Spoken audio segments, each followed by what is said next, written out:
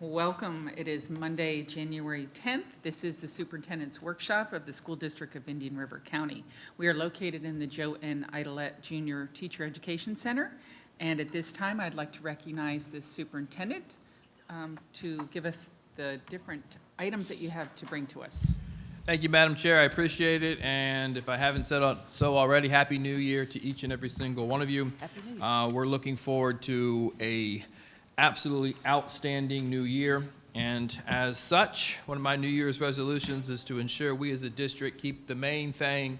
In order to ensure that I hold true to that, I'm going to move the last presentation to be the first presentation, which is the mid-year data review. And as the staff brings up this presentation, this is a data set that looks at K-8 performance in reading and math. This is our iReady data. Next time we come together, I'll bring information regarding our secondary schools. But this is the opportunity to give you an update as to the progress that we're seeing over the course of the start of the school year through December 17th. And I want to draw your attention to what has been a very, very struggling time over the last 2 years. And if you think of a kindergarten or a current second grade student, when they were in kindergarten, they were sent home in March of their kindergarten year. Last year, which would have been their first grade year, we had students return at a percent of 62 in terms of returning to brick and mortar, and then over the course of the year, we moved ourselves to 85% of students starting that second semester. We celebrated that. We were excited about that. We also dealt with the ins and outs of quarantines and students having COVID and teachers being exposed and having to quarantine. So to say by any means that last year was a regular school year would be drastically incorrect. When we started this school year, which would be in this scenario, this child's second grade year, we had schools for the first month, 5-6 weeks of school hovering around 60% attendance because of the Delta variant. The last 3 years have been absolutely complex, hard to deal with when it comes to the teaching of our children. And I say all of that to bring our awareness to the reality in which we're currently sitting.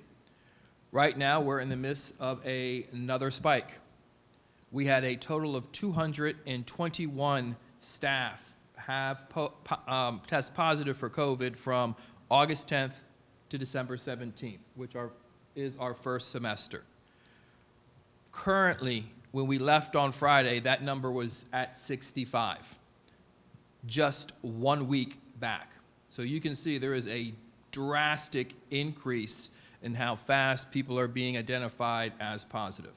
So we are not out of the woods when it comes to the impact that this pandemic is having on the quality of education for our children. So as I set up the last 3 years, I kind of want to go through and make a comparison to where we were prior to the pandemic and where we are now, and where we're seeing the biggest impacts. So if you look at the data set that's on the screen now, you'll see this is our growth from the beginning of the school year through December 17th. And you'll see in K2 in reading significant improvement. You'll see significant improvement in each of these data sets. 3-5, our lowest 25%, which would be our fifth graders and our students who have been retained.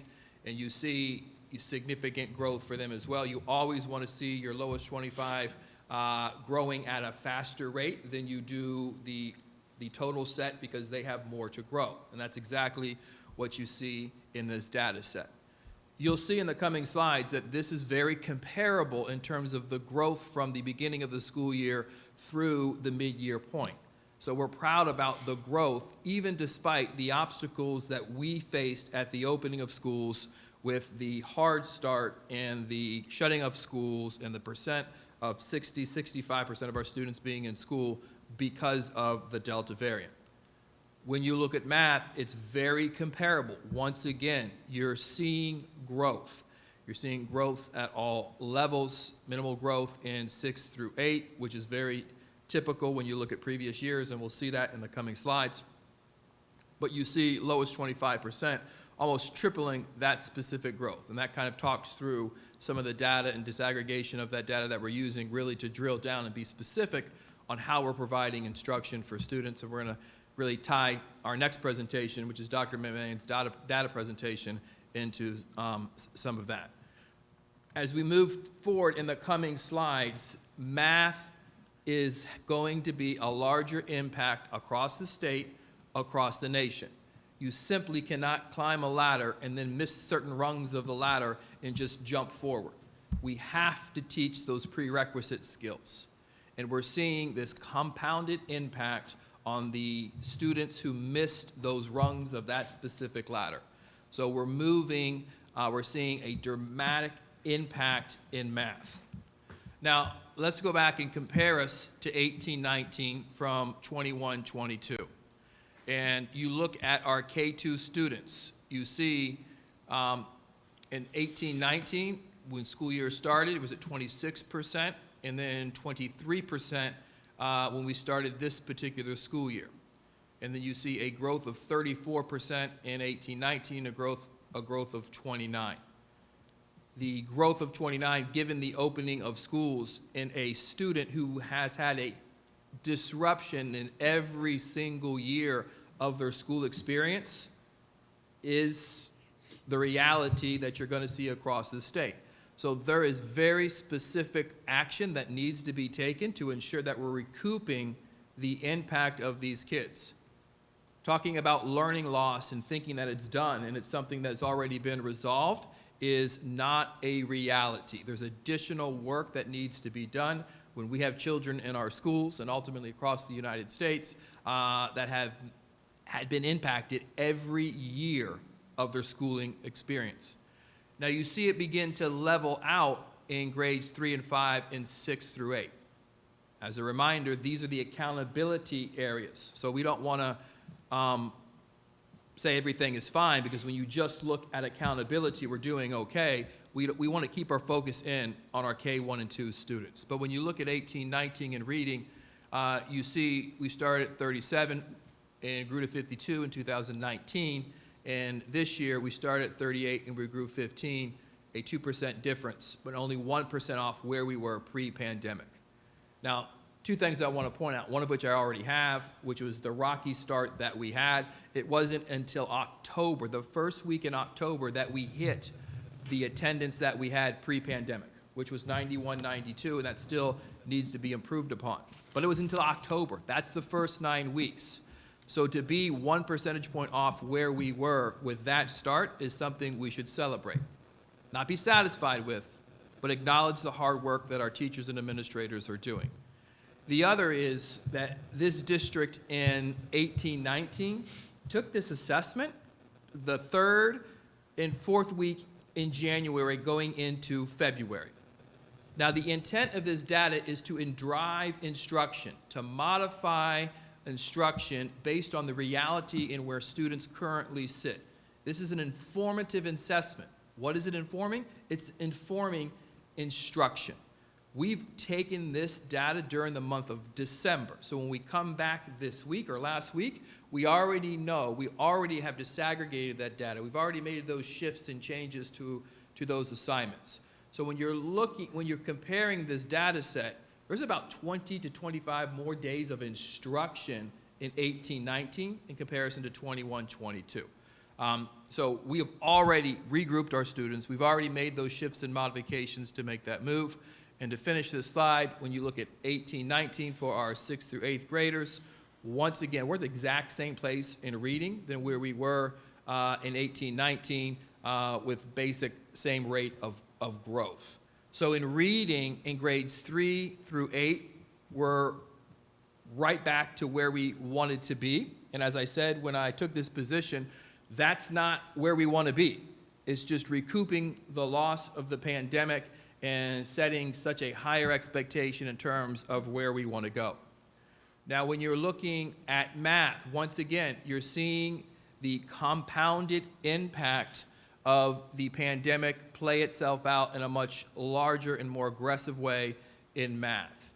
So you see we're a 9 percentage point difference in K1 and 2. When you look at grades 3 through 5, it is now a 10 percentage point difference, but you see the rate of growth as we started is still typical. So we're growing even with the challenges that we've had at the beginning of the school year and less days to instruct in comparison to the 21-22 data set. You're still seeing us growing at a very good clip.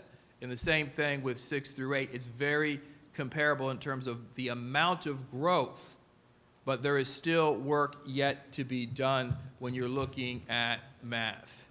So some of the trends and implications of this data set, board members, these actions really have taken place. We took these assessments the first, second, third week during December, and we challenged and worked with principals really to disaggregate this data, regroup students to re-identify where are the gaps. Where do we extend the opportunities for learning for students? Just not giving them more time, but identifying the actual deficiency and filling that time with the appropriate intervention based on the data. That work has already been done. We will be meeting with our principals once again this week. Even though the struggles that we're in right now, we're not going to take our foot off the gas. Extended learning opportunities. We have continued what we call our A2 interventions, which is before school, during lunch, after school interventions. Not an all-call intervention or, hey, come if you will, but very specific to the needs of those students. So we are also looking at what we're doing going into summer. So in the coming months, we're going to provide this board with a summer school update. And we're going to be looking at extending the learning in a very drastic and severe way for our K1 and 2 students as they go into the next grade level. Because without that additional time for the appropriate students, we're never going to be able to close the gap. We'll also be looking at our extended learning opportunities through our partners. We have all celebrated the amount of support we as a school district receive from outside organizations who support our mission and align themselves with our mission. We need to continue to work to be more specific in identifying and making sure that outreach that is being provided is being exposed to the right students. That's going into the summer. That's going into the school year. So there's an additional amount of work that we need to be done. So we will be able to, as we move through this year, I'm very comfortable in where you look large scale in terms of the growth that you'll see at the end of our school year based on what we're currently doing. But make no mistakes about it, we're not out of the woods. There is additional work that needs to be done for the next 3 to 5 years, truly to offset the impacts of this pandemic. So our next presentation is really to begin to look at how we're using data. It's a follow-up presentation to a request from board member Jones regarding some of the data sets that we use and how we're really using that data set to drive instruction. But I'll pause right there and answer any question board members may have. Board members, anybody? One quick question. And I may have misheard you, so I just want to clarify. For the learning losses, did I hear you say that you were going to pull certain kids during lunch to make up some of their time? Did I hear that right? Yes, which is a typical practice that we have been doing, looking at the time that we have available to provide very specific interventions to remediate those specific skills that's being identified through the data. And just a question, because I admit not being the expert on this. My concern is that in what are already tough moments, that when we pull kind of like the free time, the lunch time that the kids have, the impact that that potentially has on, you know, either well-being or behavior issues, and that we be attentive to that. I think that is in the onset or the development of, that is a non-negotiable expectation. That this is in no ways a punishment, but ultimately crafted in a way in which it's a reward. So when you go into schools and you see these students having this opportunity, they see it as a celebration with a specific teacher, with a lunchtime buddy group, being pulled in the cafeteria. We have to continue to be very vigilant on how we're providing these opportunities. And when you just say you're going to, you have to have remediation, or you have to, you do lose math the during kid lunch.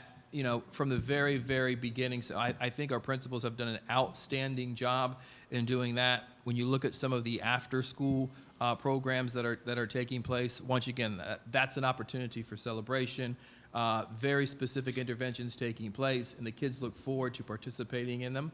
And when you look at the learning gains that we're going to experience this particular year, we're going to celebrate that ability to be so specific in meeting the needs of kids and maximizing the time that we do have. Can I ask a follow-up on that? It's kind of out of order, but I'm going to ask. I used to do lunch bunch groups, which is what we referred to it as, and the kids loved it. They would come with me and learn science, skill, and love it for lunch. But that's elementary. Are we doing that in middle school and high school that way, or what are we doing? Very, very similar approaches. The names change. Yeah, not lunch bunch, I'm sure. But it's not lunch, but Okay. we do maximize that time as well. Okay, and that's positively accepted by middle schoolers and high Absolutely, schoolers? and Okay. it really is. We're not, twisting their ear to go. Okay, got it. Dr. Jones? Thank you, Dr. Moore, for starting out with something that is very important.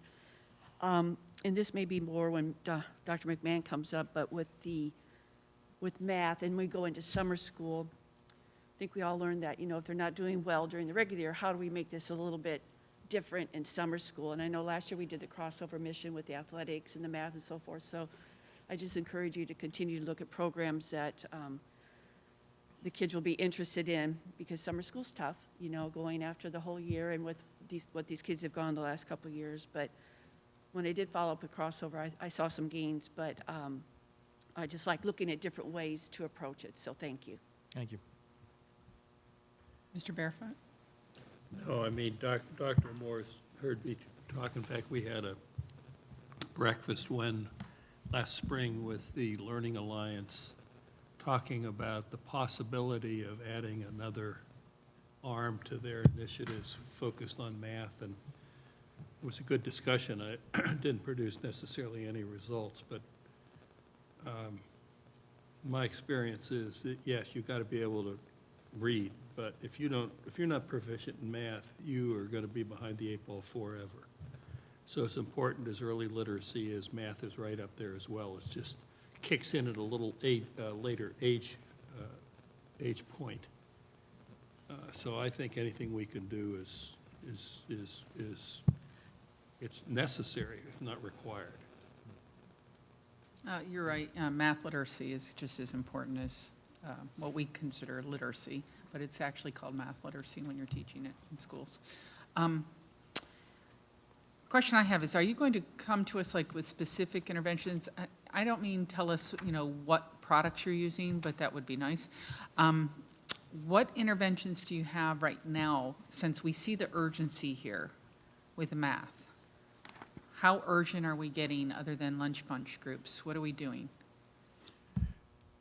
Through the chair, what we've done is we have our tiered instruction. The most meaningful way to offset declines in data is to get it right the first time, which is core instruction. So having the ability really to introduce the concept, fully teach it, and as you implement that new lesson, you're specifically differentiating the students as you introduce that new concept. So filling in the gaps that they have as it relates to the introduction of that new topic, and then continuing to embed into the school year a consistent dose from day 1 to day 180 to address their defined deficiencies that may be 1 year or 2 years or 3 years below the grade level in which they're currently in. That's Tier 2 instruction, and then above and beyond the intervention, which is Tier 3 interventions. So a lot of work has gone into really doing those strategies, which are built into the schedule with absolute fidelity. Not using an intervention curriculum that is beneath the standard, or using an intervention standard that isn't addressing the actual deficiency of the student, but taking the time, and that's some of the data set that we have, to ensure students are appropriately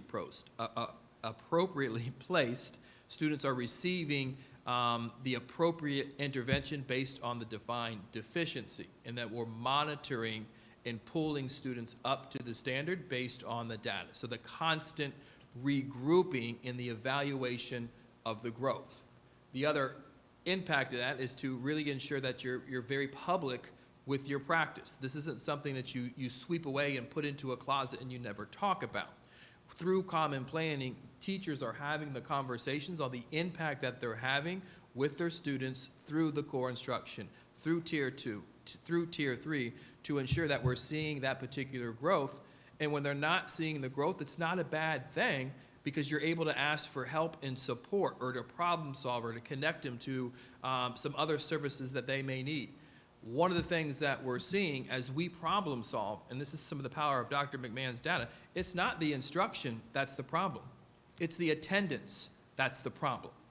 It's not the instruction that's the problem. It's that I don't have power in my house.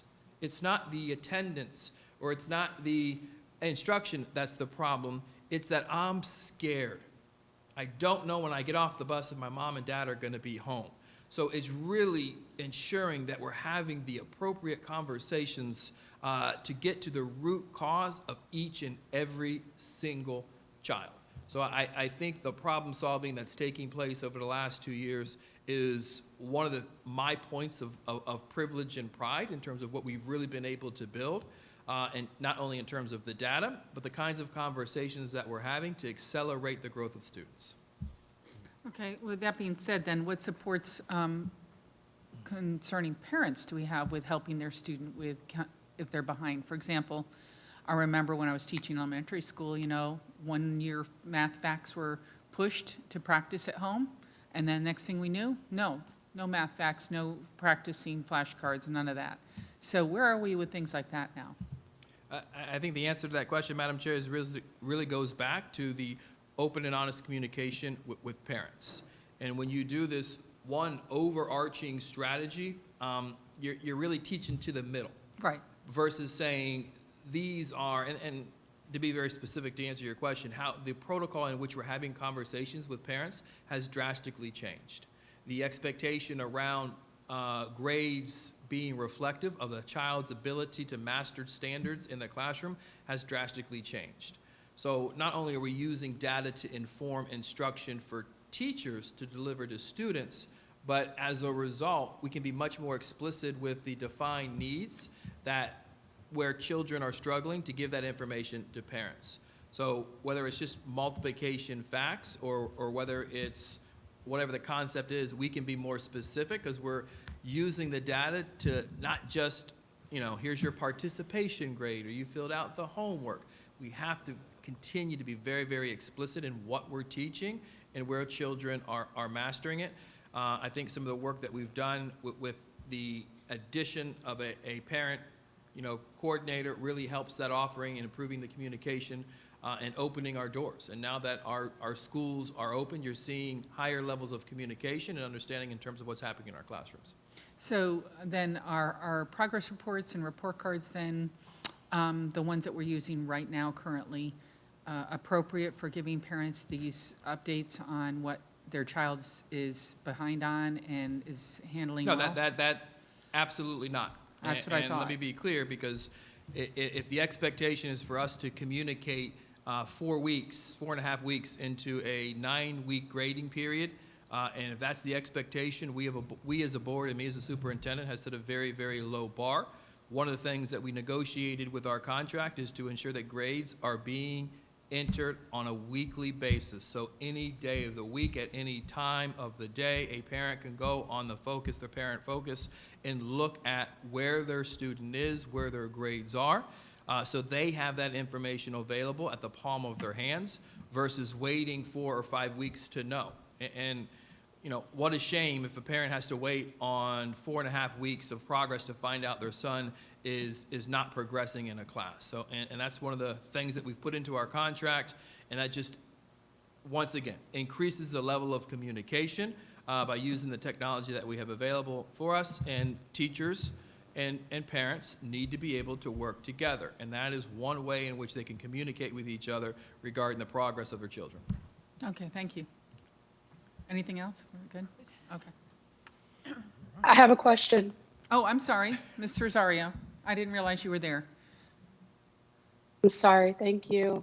I apologize. I'm not in. I'm just not feeling well, but I do have some questions with regard to this, and they're really just some of my comments are really repeated, I suppose.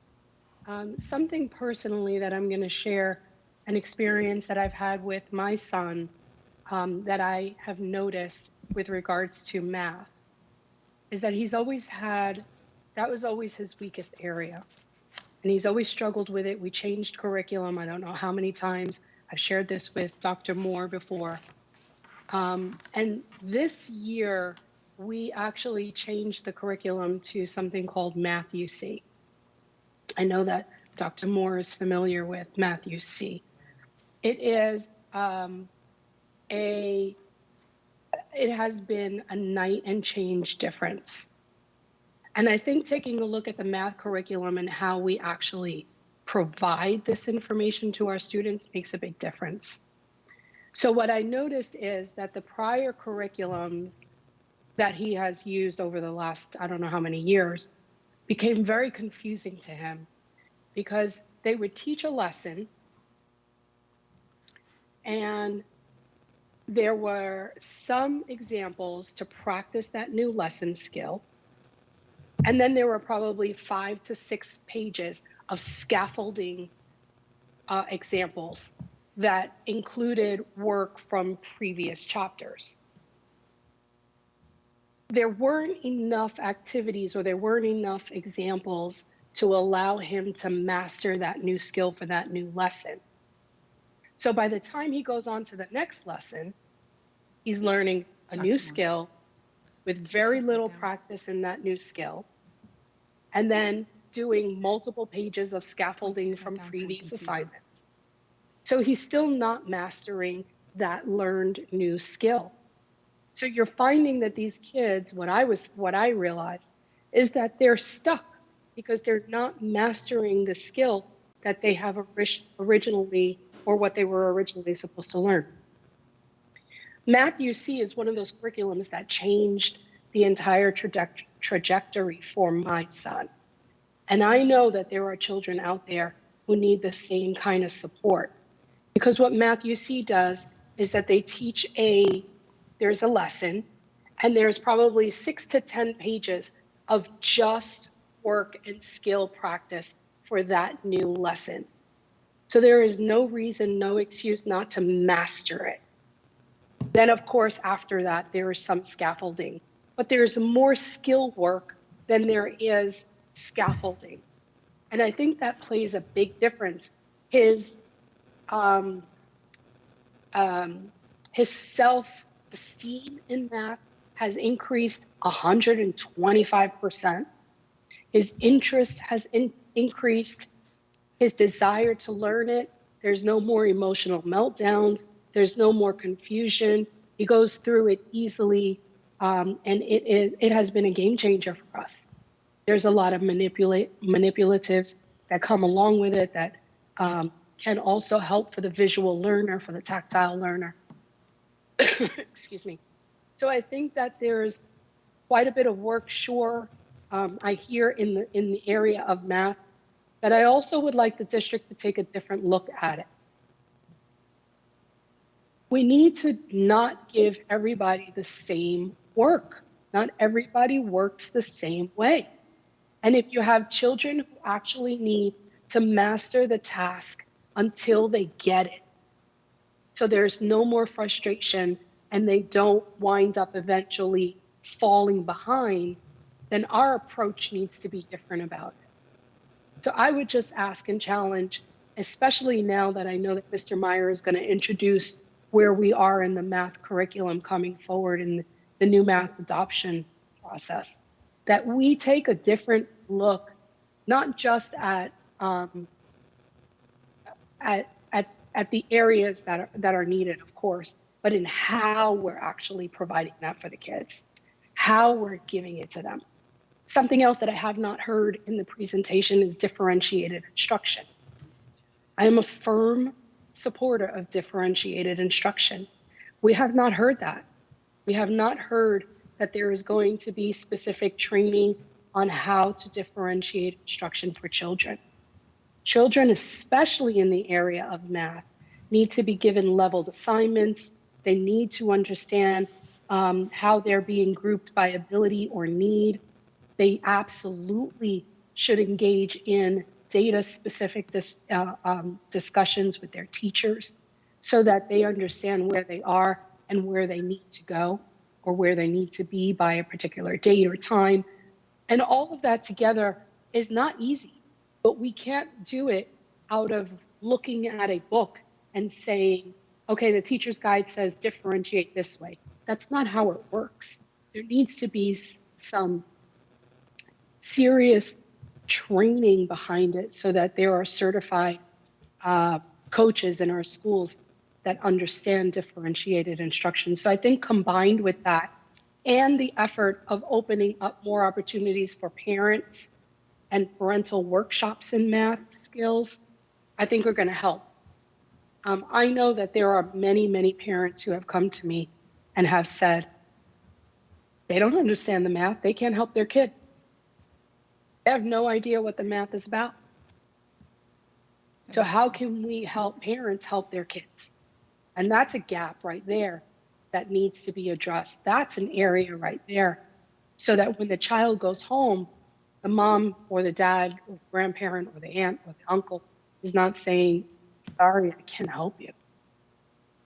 So if we could, Dr. Moore, consider some of these areas here in our approaches moving forward, hopefully the combination of all of them together will really make a big deal, and really we can eventually see some growth in this particular area. Okay, thank you, Mrs. Rosario. Moving on to our next item, and I thought it tied in nicely, and I think as Dr. McGann comes and presents his data, he can address the points that our board members made in our last item. So we have done a significant amount of work in really transforming how we look at teaching and learning within our school system, really to ensure that data is informing our instruction, and we do in fact have the ability to differentiated instruction aligned to the needs of learners and really use data to problem solve to get to the specific need of students. So we have a large number of dashboards. It has become our way of work here in our school system. We've had the opportunity over the last 2 years to share how we're doing this work with other districts. We've had the opportunities to go out and present to other organizations on how we use this data. I know Doc Jones has met with Dr. McMahon, and we thought this would be a nice way really to walk through how we are as an organization learning and how we're acting and responding to students based on that learning. So Dr. McMahon. Thank you. Board members, appreciate you giving me the opportunity to talk to you. Your mic, thank you. As I just didn't do. You might need to be closer. Good afternoon, board members. There we go. So to start, it seems like a basic question. What is our student enrollment? It's something that's often posed to us, and it's an example that sometimes even the simplest of questions requires several follow-up questions. So without having you to guess these, all three are correct. All three of these represent our student enrollment. The first is all enrolled. That means that anyone who's stepped foot has been enrolled in our schools has encountered that number. Now, why would that be important? If we're talking about discipline data, we want to know all enrollees. If we have a student who has a lot of discipline problems and then for whatever reason transfers out of our school district, we still want that discipline data to be counted in what we're doing and how we're aggregating the data. The next is currently enrolled. Oftentimes we want to know the kids who are in our school seats right now. How many are there?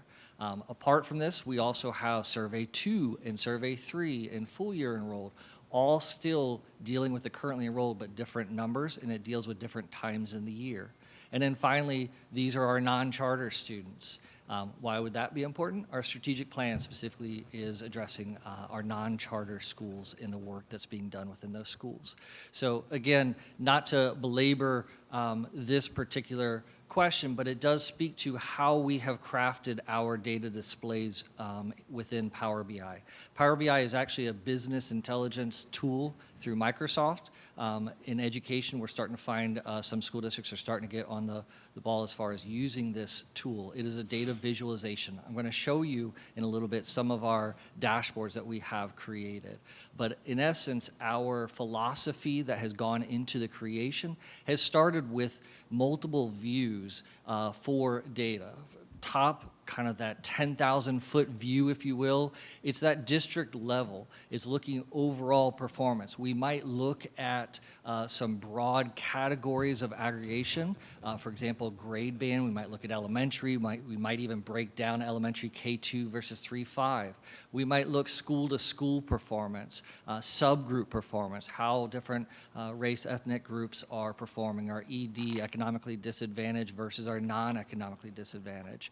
The target audience for these type views are cabinet, district staff, principals.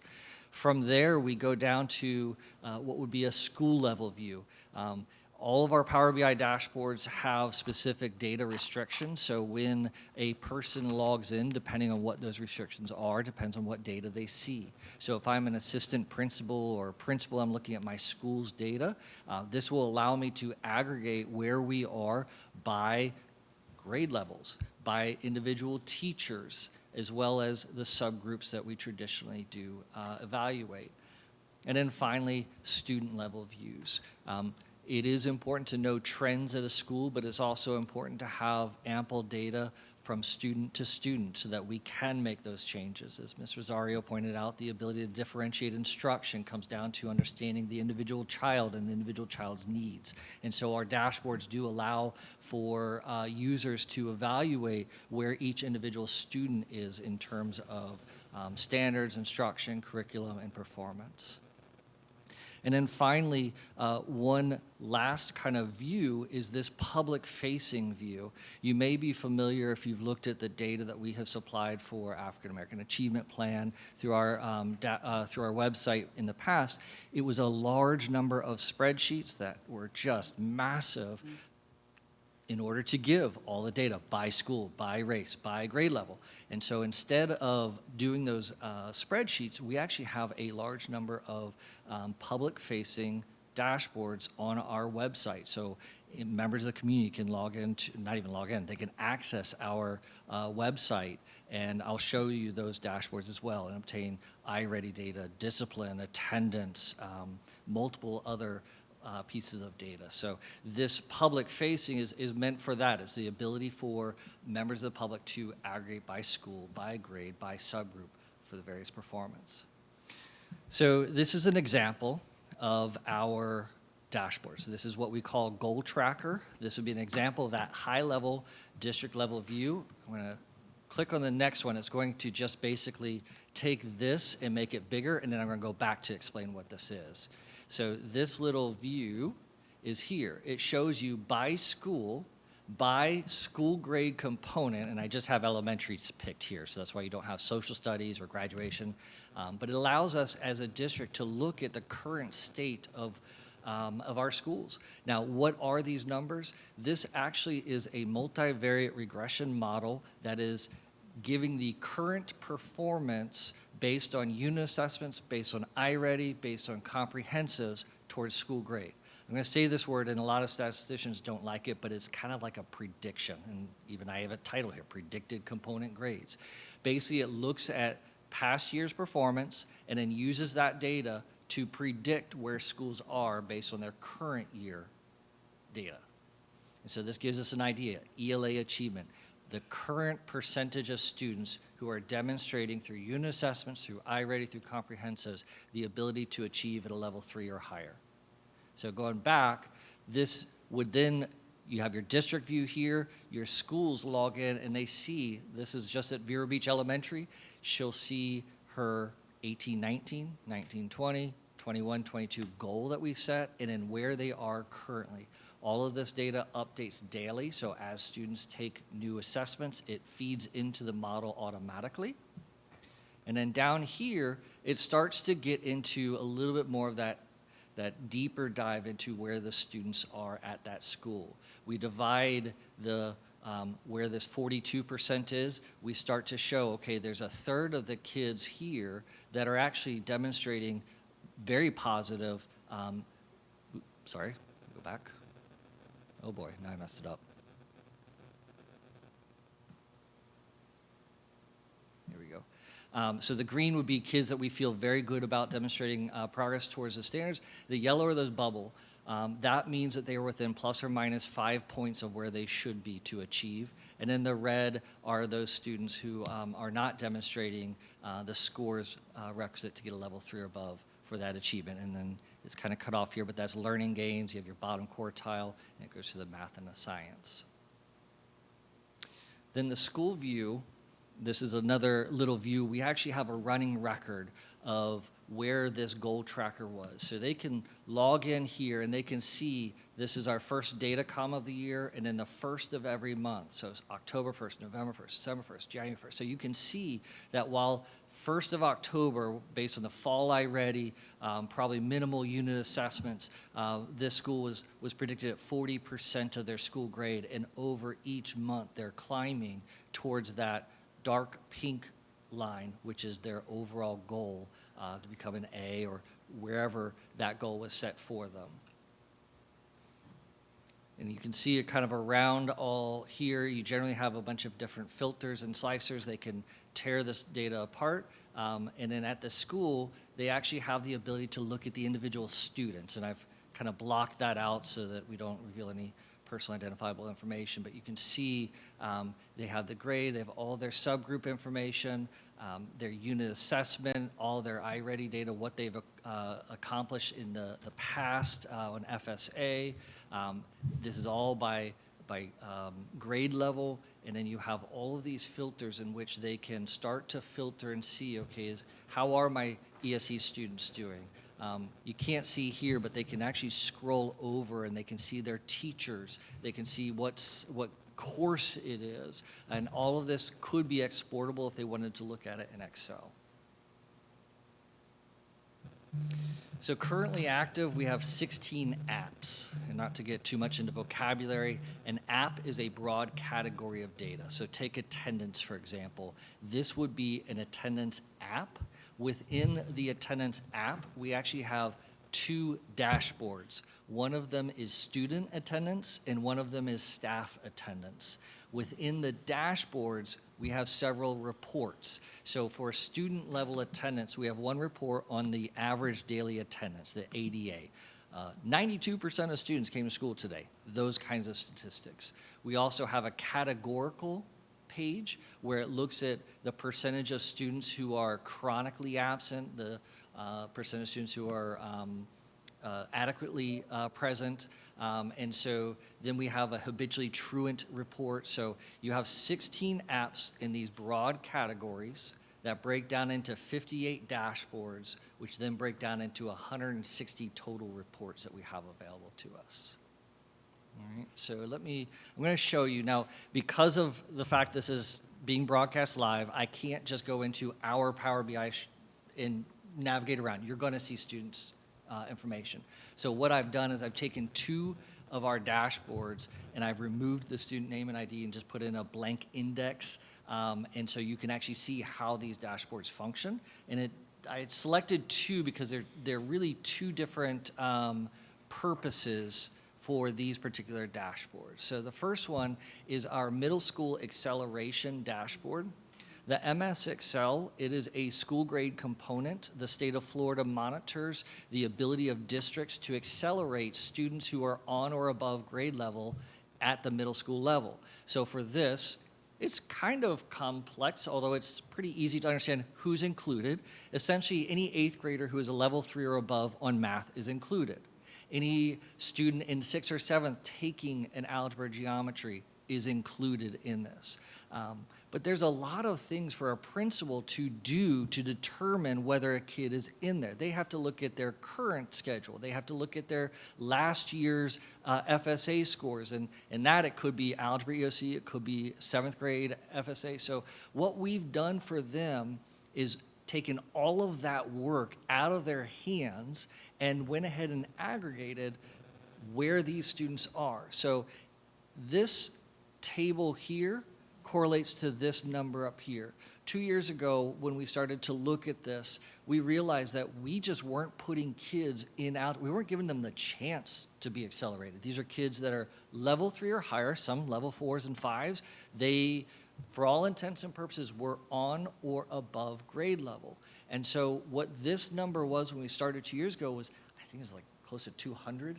It was 200 students that we were not affording the opportunity to take algebra when everything else showed that they should be. So currently, right now, we only have 3. Now, I've looked at these 3. The 2 here were in an algebra class, switched out.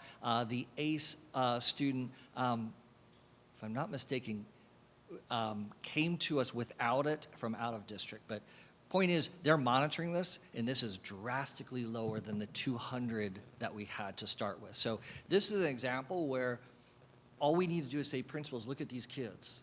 These kids need to be in algebra. And so we're not asking them to do step 1, step 2, step 3, step 4, step 5 of all of these filtering and aggregations. It's just there. And then they have the ability to monitor those students who are enrolled in the EOC, so they have their weighted average. So they can scroll through here and figure out, okay, they have their iReady data. They can make sure that students who are enrolled in that algebra course or geometry are actually on pace to perform. And then our next one is a bottom quartile dashboard. Dr. Moore hinted at this before, that sometimes when we are looking at our data, it's not about our instruction or curriculum. It's just simply, are the kids actually there to receive the instruction and curriculum? And so this dashboard is specifically designed for our bottom quartile students. So there is no need for principals to restrict okay, just want to look at ELA bottom quartile, is done for them. And what we've done here is provided them with a broad spectrum of data to help problem solve where one of their most vulnerable populations is performing. So across here, this is from that goal tracker I showed you in the PowerPoint. This is just letting them know by grade level, and again, this is district view. If a principal logged in, they would only see their 3, 4, 5 for their students. If it was middle school, 6, 7, 8. So it shows where on that goal tracker their bottom quartile is performing. It shows the iReady, both fall and winter, so they can see if there's some growth that's occurring. Shows their iReady usage. So students, are they actually using the iReady platform? And where are they in terms of passing their lessons? It has their unit assessment scores and whether they're falling below expectations, right around where we expect, or above expectations. And then down at the bottom, you get a little bit of that engagement data, discipline, as well as the suspension days. For context, this suspension days includes Aspire, Altos, out-of-school suspension. It's basically anything that's removing them from that Tier 1 core instruction. And then we have the attendance. And this has been eye-opening as we have shared this. You can see district-wide, just simply by colors, Monday, Fridays, worse than Tuesday, Wednesday, Thursday. So schools have started to intervene in that, maybe do a dress down day on a Monday rather than a Tuesday or a Wednesday. It could be something as simple as identifying that bottom quartile child and on a Thursday saying, hey, come see me at lunch tomorrow. That alone encourages them to come to that school on that Friday. And then obviously the categorical data with attendance, and then where those kids are. These are teacher names, the course, period, and how many of the bottom quartile students are in there. I'm not going to show you here, just not to belabor, but you have the student list so they can actually see who those students are. Well, actually, I did. I'm sorry, I did hide it. I was afraid I didn't. But this is a student level view. So instead of the name, I just added this index. It'll show each individual student all of that same data, how they were in usage, how they were in attendance and discipline. We then mimic that same data in math, and then we also provide them with all course schedules so that principals can actually, with one click of a button, look to see where their bottom quartiles are across all courses. So maybe they're doing some interventions they're pushing out through a science or a social studies course. They have the ability to actually identify where those students are scheduled for that. And then finally, our public facing. This is on our district website, so I haven't logged in, that we're not on a secure site. We're just at the accountability and research page, and then we clicked on reporting. You have the ability to go to DOE's Ed Stats. Our school profiles are here, and then we have Power BI dashboards. And so these are the ones that are currently available: student attendance, student discipline, graduation, iReady, the student and staff racial ethnic distribution. This is going towards making sure that each of our schools have adequate representation of African American instructors. Student enrollment, you're going to find a wealth of information: ESE numbers, primary exceptionalities data. LRE is going to be on a separate page, but there's a lot of information within that student enrollment. And then finally, unit assessment performance. So I'm just going to click on iReady since that data was presented earlier. Each of these dashboards are the same format. You're going to start off on this first page that gives information. It talks through our strategic plan, what specific targets this dashboard will address. It also brings in our joint plan and African American Achievement Plan. It identifies which targets this dashboard is actually meant to address. It gives you a little bit further information. It talks about what the data is, any other kind of commonly questions we try to address here. We actually go through all of the headers and explain those in a little bit more detail. And then this one just has a one school type to school crosswalk. So if they want to look at elementary, it identifies which schools are elementary. And then you go to the next page. They're not all going to be this format.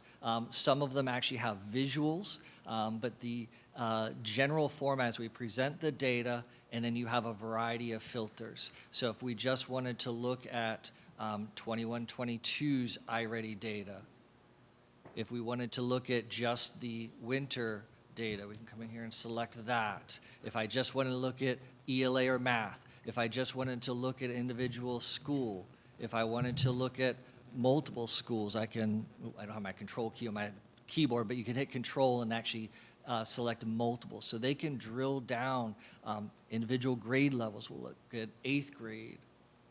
You know, it actually gives them all of that data right there. They can filter it at need, and they can come in here and actually export this to Excel if they so desire. So with that, go back to the PowerPoint. I just have one quick little slide, and I can open up to questions. I probably clicked on the wrong one. There we go. Just where are we going next? There are a few other public-facing dashboards we're currently creating: LRE, advanced coursework, extracurricular activities. There's about 5 more, I think 5 to 7 more that we're going to create. Machine learning. Power BI does have some powerful machine learning abilities. So that multiple variable regression I use in Goal Tracker, they actually have a built-in ability to kind of learn what is contributing to scores. We're also going to start creating some dashboards designed for the teacher view, so that the teachers can have access to this. Of course, what goes along with that is a bunch of training, professional development, making sure that they have the ability to access and so forth. And then obviously miscellaneous enhancements as time goes on. Before you answer any questions, because Dr. Susan, I'm not. So in Miami, I was responsible for the 102 lowest performing schools in our district. And I had about 7 Dr. McMahons. On me.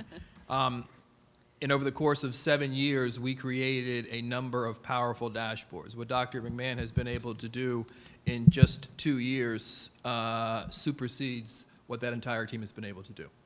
And it is absolutely amazing. And I know we're in the pandemic and you're not supposed to go in schools, but board members, call Dr. McMahon, call Mr. Bass, Mr. Meyer, myself, go into a school and talk to the principals about where their kids are. And the time that Dr. McMahon and team has saved is amazing, because they can drill down to the teacher, to the student, and ultimately to the impact of instruction. So when you talk about an organization's intelligence, what Dr. McMahon has done is really accelerate our level of understanding on the impact that we're having on kids in classrooms, and how do we learn from that? How do we really disaggregate not just the data, but but our behaviors, our organizational behaviors that are focused in on kids. So when you look from a superintendent's perspective of indicators that you know are going to bring success, we don't necessarily have a data point. But when I sit and listen to principals talk at such a deep level of where their students are and the problems that they're having, I feel encouraged. When I know principals aren't sitting in their offices for time, hours after hours, and the principals who are on the board, you remember, as did I, when scores came out, you'd have your highlighters and you're trying to And your add up your binders. grade, and you had 4 different color markers on your hand by the end of the day, and you made a prediction, and it never aligned to what the state was saying. I think, Dr. What was your regression study on your predicted grade? Like 0.00213, or it was really good. It was really good. As he constantly reminds us. So I came in interviewing for the position talking about using data as a superpower. So this is a superpower on top of a superpower as to where we are at. One of the things that he pushed out or mentioned vaguely is how public we are with this data. And that has also been a foundation of my superintendency. We will be transparent, and we're going to be very, very public with our practice. The volume of data that is available to everybody in the world that is on our webpage is probably more than anybody else. And our willingness to say, here we are with all of our warts and all of our beautiful spots. This is who we are. It is something we as a district could be proud of, and as he mentioned, we're going to continue to grow on that. So in a very, very short amount of time, we've done a tremendous amount of work, which is going to pay dividends for the years to come. And with that, Dr. McMahon will answer any questions. Let's start with Mr. Barefoot this time. You good? I think it's impressive. Yeah. Great job. Thank you. Ms. Rosario?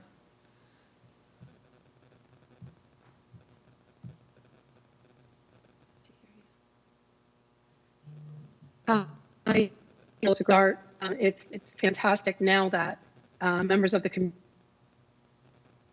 community. My question though is, I think you're frozen. hello? Okay. Am I good? You're good for now. Okay, thank you. So I think it's wonderful. It's a great start. It's fantastic that now members of the public can have access to the data, but when they go on to the website, do members of the public need a password or a username? Is it limited to only parents per the school in which their child goes to? How does that work? And how are we getting this information out to the public? Sure. Thank you for that question. It's a great question. No, there is no password. There is no restriction. I didn't, for sake of time, I went ahead and directed the website directly there, but you could go to IndianRiverSchools.org, click on Departments, Accountability and Research, and it's right there. There is no restriction. So what I showed is what everyone is available. So just like in the past, we had the spreadsheets also. We've always been very transparent with the data. It just might not have been as user-friendly. So we have been hundreds of spreadsheets throughout the school year still available on the site. But instead of forcing them to go there, it's just click on the particular subject and there's a dashboard.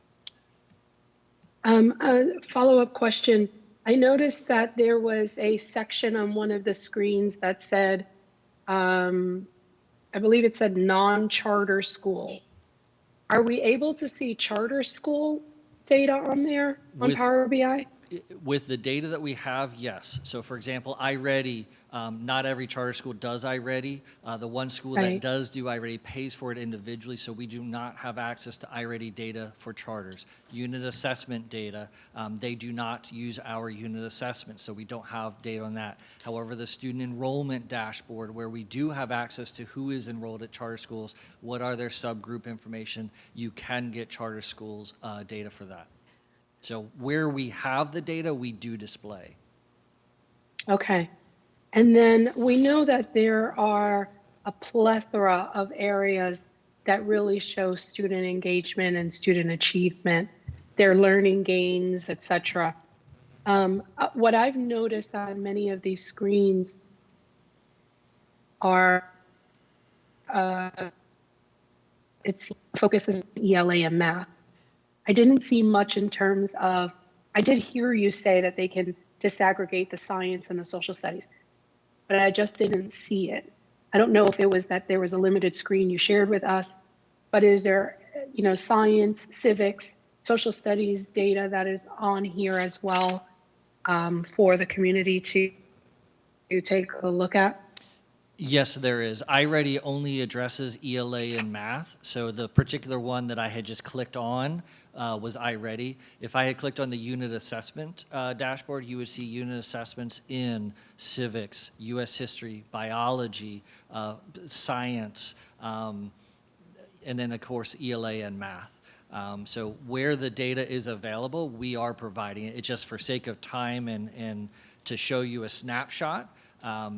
I just hand-selected a few. And with that said, if you ever do want to get a deeper dive, I have no problem sitting down with you at your convenience and showing you what we have. Yes, I would love that. Thank you very much. You're welcome. Okay, thank you. Dr. Jones. Thank you very much for this presentation. I became involved when I was mentoring some students at Crossover and had permission from the parents to go into the staff portal and focus and so forth. And, those screens, especially for students with graduation requirements and so forth, are just so essential. I would have loved to have this as a principal instead of all those green sheets and so forth. But one thing that keeps popping up everywhere I go, and Dr. Moore, you mentioned this earlier, and that's attendance. And if the students aren't there and there's not the engagement and it's instructional delivery, and I think that's where we really have to work with our parents. Because, if a parent calls a child in sick, they're marked as excused. But the missing instruction is absolutely crucial. So I know we've said 90% attendance, but even with that, you're missing 18 days a year, minimum. Okay, 10%, 180 days, 18 days. So that's 4 days, 9 weeks, every other, week. It's just somehow we have to push that as far as our students. And that just is the foundation for everything to me, as far as if you're in school and you have any questions, you can ask the teacher and so forth. Differentiated instruction, we've talked about a lot. Our math teachers in high school may have 25 students, and we have the layering, and we have the scaffolding, and we have the tiers and so forth, and that's crucial, but the students need to be in class. And that's tough right now because there's a lot of illness out there. So let's continue to push that as a district because I think that's important. So, Dr. McMahon, thank you very much for doing what you've done. Thank you. Thank you, Dr. Schiff. Yeah, thank you. Thank you for being the guy in the district who understands how to do data. Because every time I look at data, I wonder if and when your hands got on it. This is complex, and I've just gotten on and started messing around with it a bit since you started talking about it. I didn't realize it was there, so thanks. Couple things on it. I know that I'm going to have to mess around with this a little bit to understand it. There are a few things that if it's not a second language to you are a little hard to follow. So my question with that is, have we done or will we be doing more public-facing trainings for anybody who wants them? Yeah, I think we have several ideas for principals. Whenever we have a new dashboard comes out, I actually do a voice-over video demonstrating it, so there is the possibility of doing some of those just as a general how-to. We're going to start creating some written documentation that will go along with the website, so all of those will be, again, public-facing. It'll be right there in one spot. We do have some documentation. Right now it's geared towards users, so it talks about log into ClassLink first. We'll clean that up so that it makes more sense to a public viewer, but it also helps them. If you want to download this data set to Excel, this is how you do it, and it's step-by-step with screenshots. Yeah, because one of the things that happens is for those of us who like looking at data or are used to or trained in looking at data, we kind of know how to navigate some of it, or we know the questions to ask. And one of the challenges is that if data is not a comfortable language for you, you don't always know the right questions to ask, and then it just gets frustrating. Sure. So I assume all the principals and the teachers and anybody who would use this has been or is about to be trained in it. In the public-facing No, ones? Or internally. Oh, yes, yeah. Yeah. We have a dashboard. It's actually, it's our department's dashboard, and on it, we track how many times they've accessed reports. I think we're over 24,000 Oh, wow. just this year. Yeah. We also track how many trainings we've done, how many school visits. It's extensive. Yes, how many, Yeah. we track who logs on and how many times and so forth. Every 2 weeks, we send that out Big so that they brother. have data supporting, how often they're Yeah. on it, so. Because I'm sure as I dig into it more, I'm going to have additional questions. Of course. That I don't have yet, because, you can expect that. In this, we only have it right now for this year.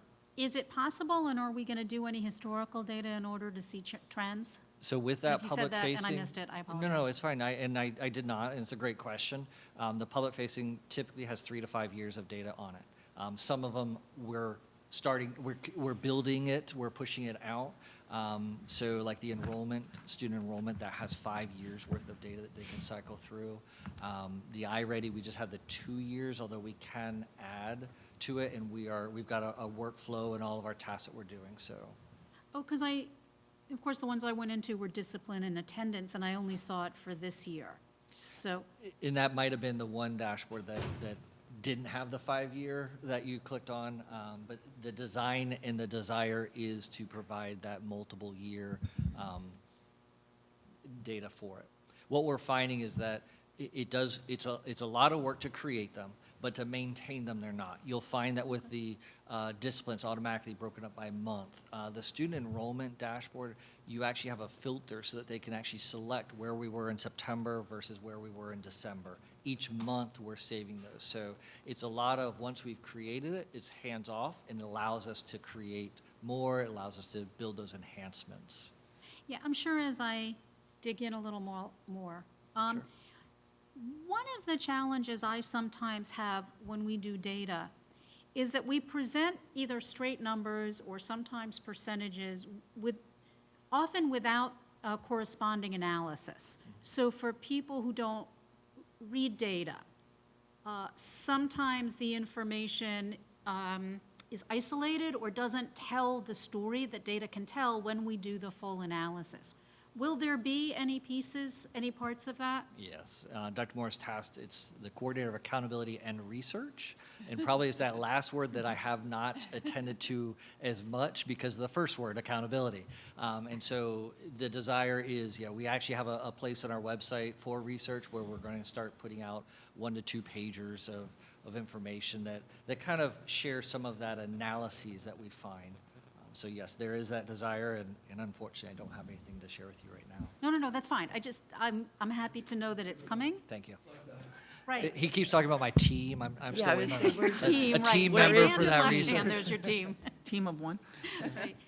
Yeah, because often in that, sometimes when we present data, the difference between the number, the percentage, the proportion, the comparison tells a different story than when we only see a straight number or a straight percent. So I'm hoping that we'll be able to make some of that more available. Yes. Because this, on first glance, is hard to read until you become familiar with it.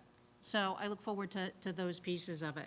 And I think you already answered my other questions. Thank you. Okay, thank you. I have a couple. First of all, where was this when I was a principal? Yeah, really. I'm so old that I remember before we had electronic data, so, that we've come a long way. However, sometimes it can be very overwhelming. And I think that PD part not only is important, but also, think about it when you have something in your house and you're trying to figure out how to fix something. Where do you go?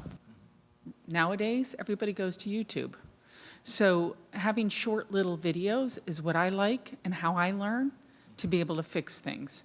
And so you're shaking your head, yes. You plan on doing that, the little I have, videos? I have about a dozen of them on the Okay. accountability and research dashboard.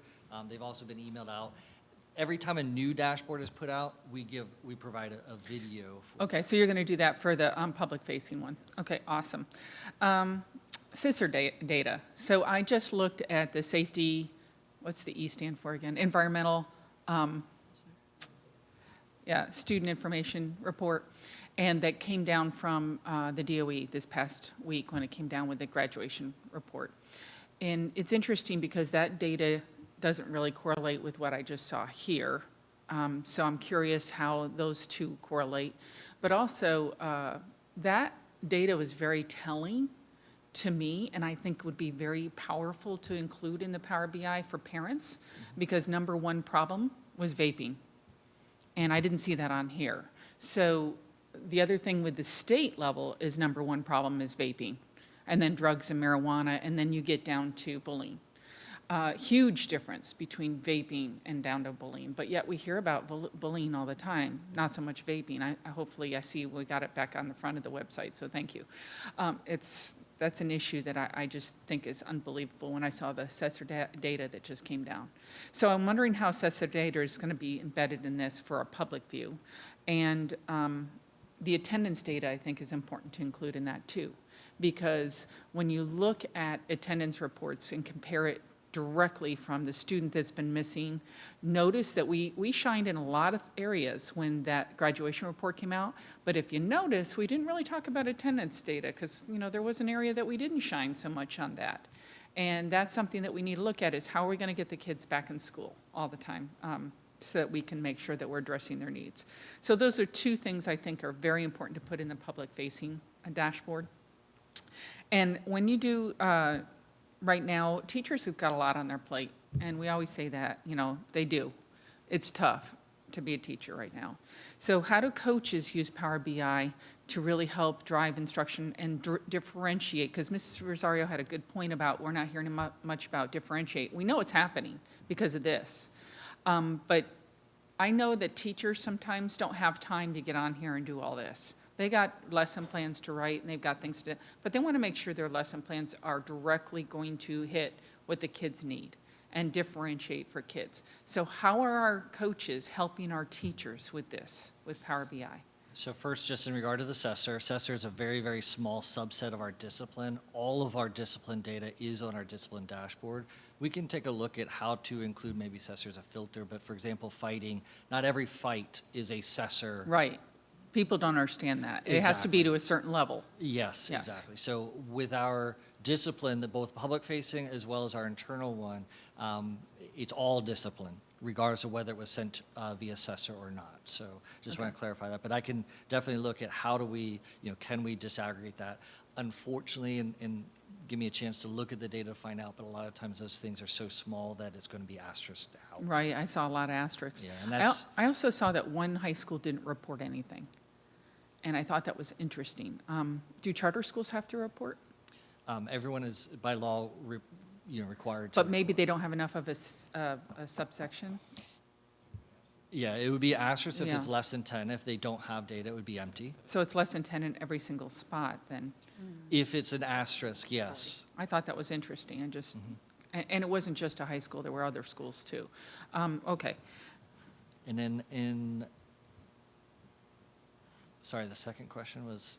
it was about coaches Oh, helping I'm sorry. teachers with Yes. Power BI. So one of the dashboards I did not show is our grade level app. It has course grades on it. It has a variety of other, there's one particular dashboard. We have a K2 and a 3 to 8. What it allows the users to do at the very top is to select a general outcome measure, like their fall I-Ready or their winter I-Ready. So we can select kids who are below grade level.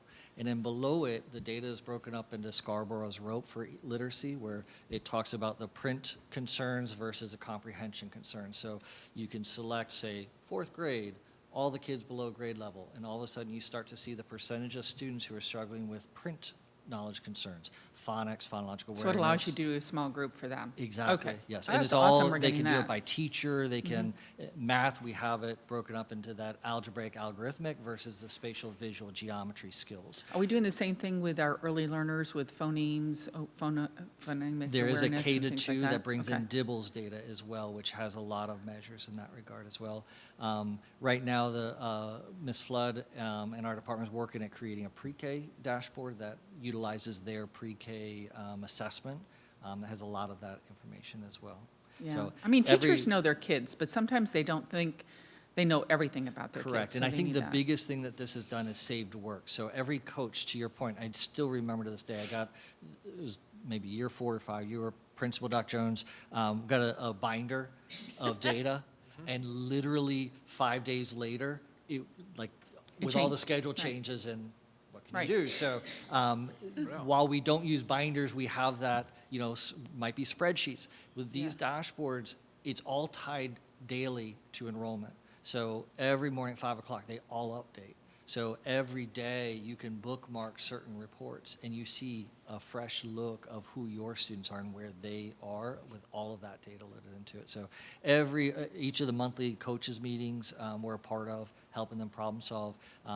Our team now includes a data coach, Miss Jody Houston. She goes out and visits school leadership teams with me as well, and we actually help train them on how to use it. But the time saving that this has done, the ability just to click a button, you now have an Excel spreadsheet of your students with all of that data there that they don't have to maintain, has been enormous. Wow. It helps them to focus on the actual coaching.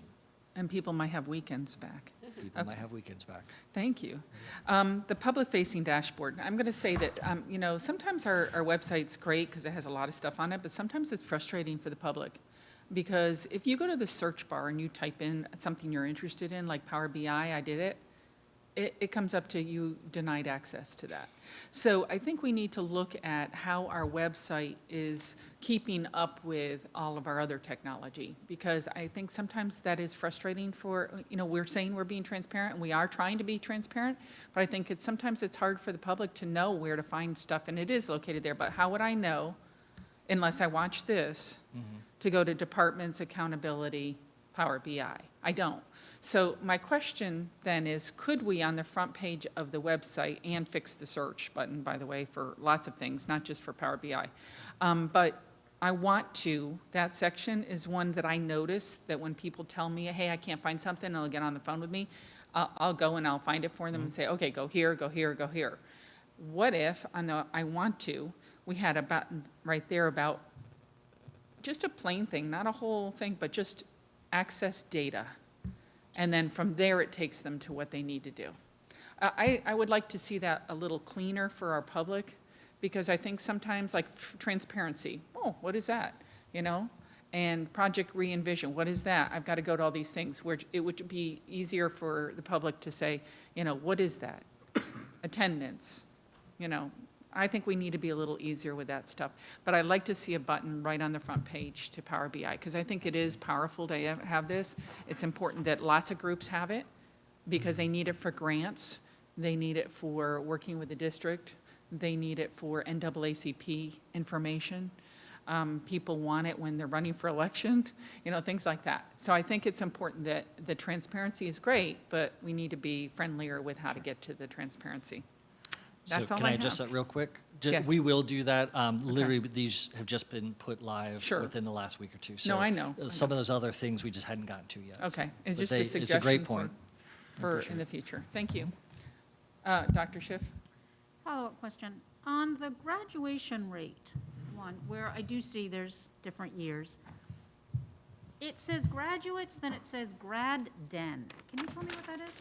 Yeah, and that is actually defined on the first page, but that's just a denominator. didn't That read the helps whole you thing. know how many are actually in that particular cohort. And then the NUM would be the numerator. In the cohort, so I'm just going to pull one randomly because I'm looking at it, just so I understand how to read this. 2018-19 graduates, I'll just pull, okay, white graduate 698, grad den 761, okay, total number eligible. Does so that would include anybody who started that year as a senior? Or, no, certain categories are out of that. That's what I want to get at. So the state of Florida in 2012 switched to the federal adjusted cohort rate calculation methodology. Sorry, I had to sit there and Yikes. think through that. Okay. And the idea is that now if everyone is subscribing to the federal methodology, then no matter where you are, Alabama, Arkansas, Florida, it's the same percentage. And what it does, it looks at first-time ninth grade enrollment, and it tracks over the 4 years anyone who came into your school, and it removes anyone who transferred to another school. That way, by the end of that 4th year, all the students theoretically are accounted for. And so we then get the percentage of that adjusted cohort, how many of those obtain a standard diploma? Or what percent? Let me repeat this back and see if I understand. Of the cohort who came in 9th grade, tracking them through to 12th grade, anybody who remains, who did not transfer out for any particular reason, any of those who remains is considered then the full cohort? Yes and no. I mean, in a very high level, yes, but there are also other things that go into that. For example, if they transfer to an adult ed, that actually counts as a non-graduate for us. If they transfer to a private school or home education or to another public school in or out of state, that does not get factored into our graduation rate. What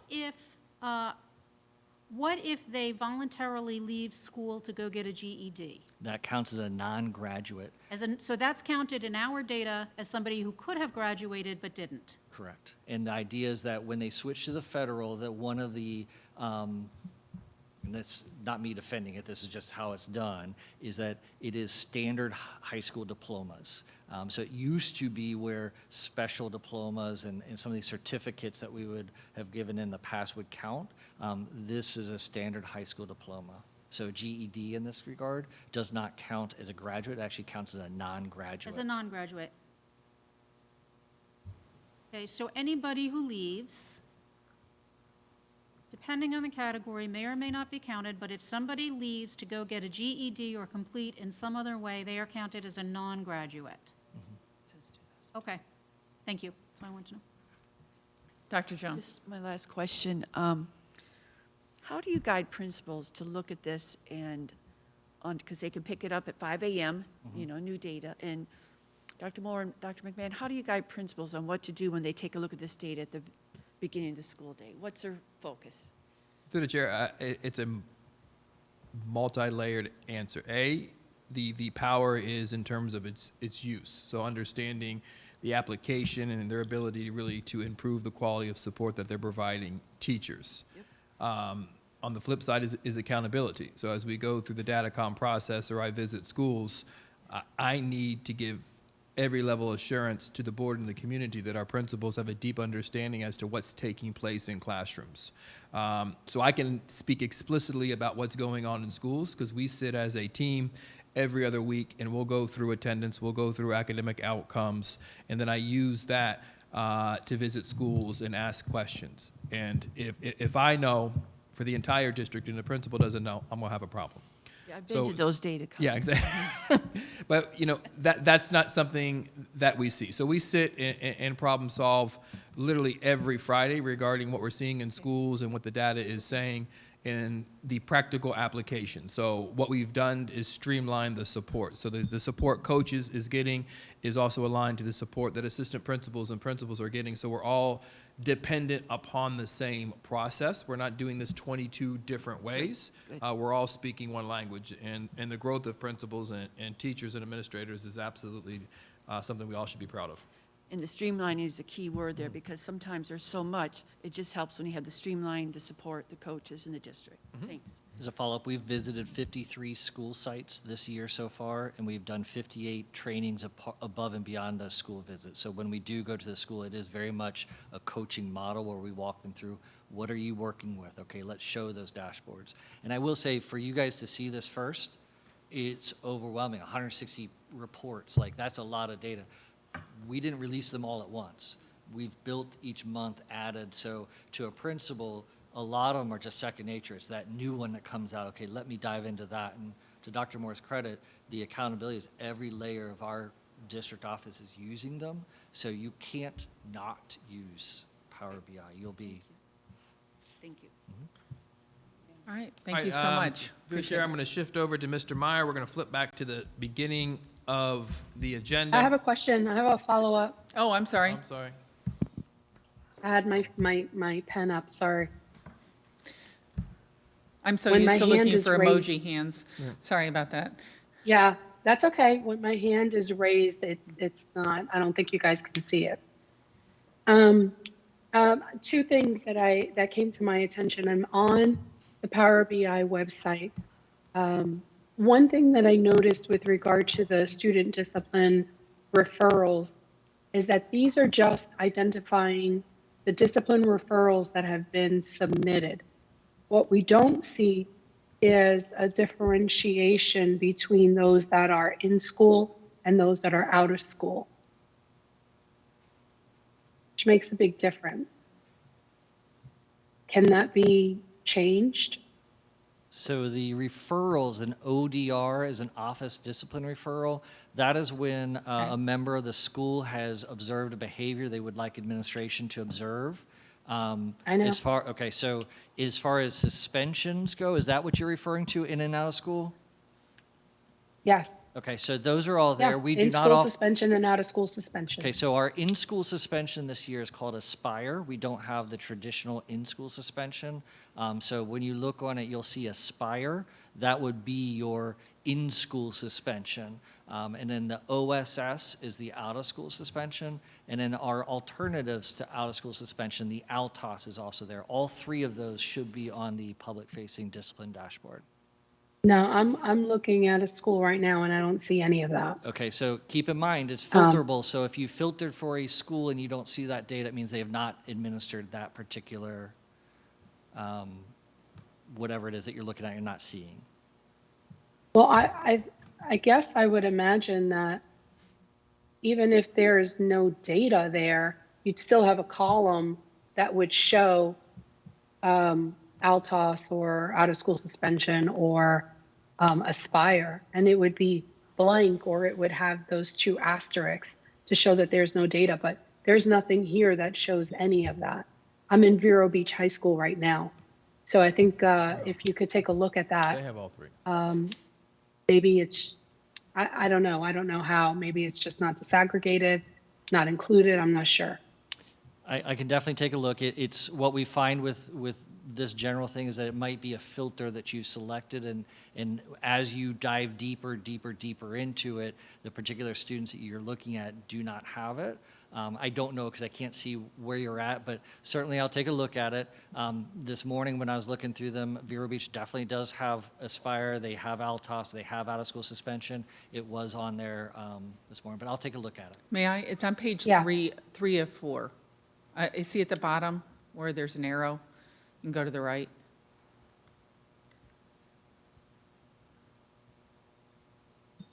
She's live. Oh, there it is. She is correct. Very good, Mrs. Barenborg. I love data. Want to be Got part it. of another team? Yeah. I The team, right. I love to look at data, not create it. All right, thank- That's thank- awesome. See, that right there makes such a big difference. Okay, and then my last question is it possible to separate or to add another toggle down or something for just the Freshman Learning Center?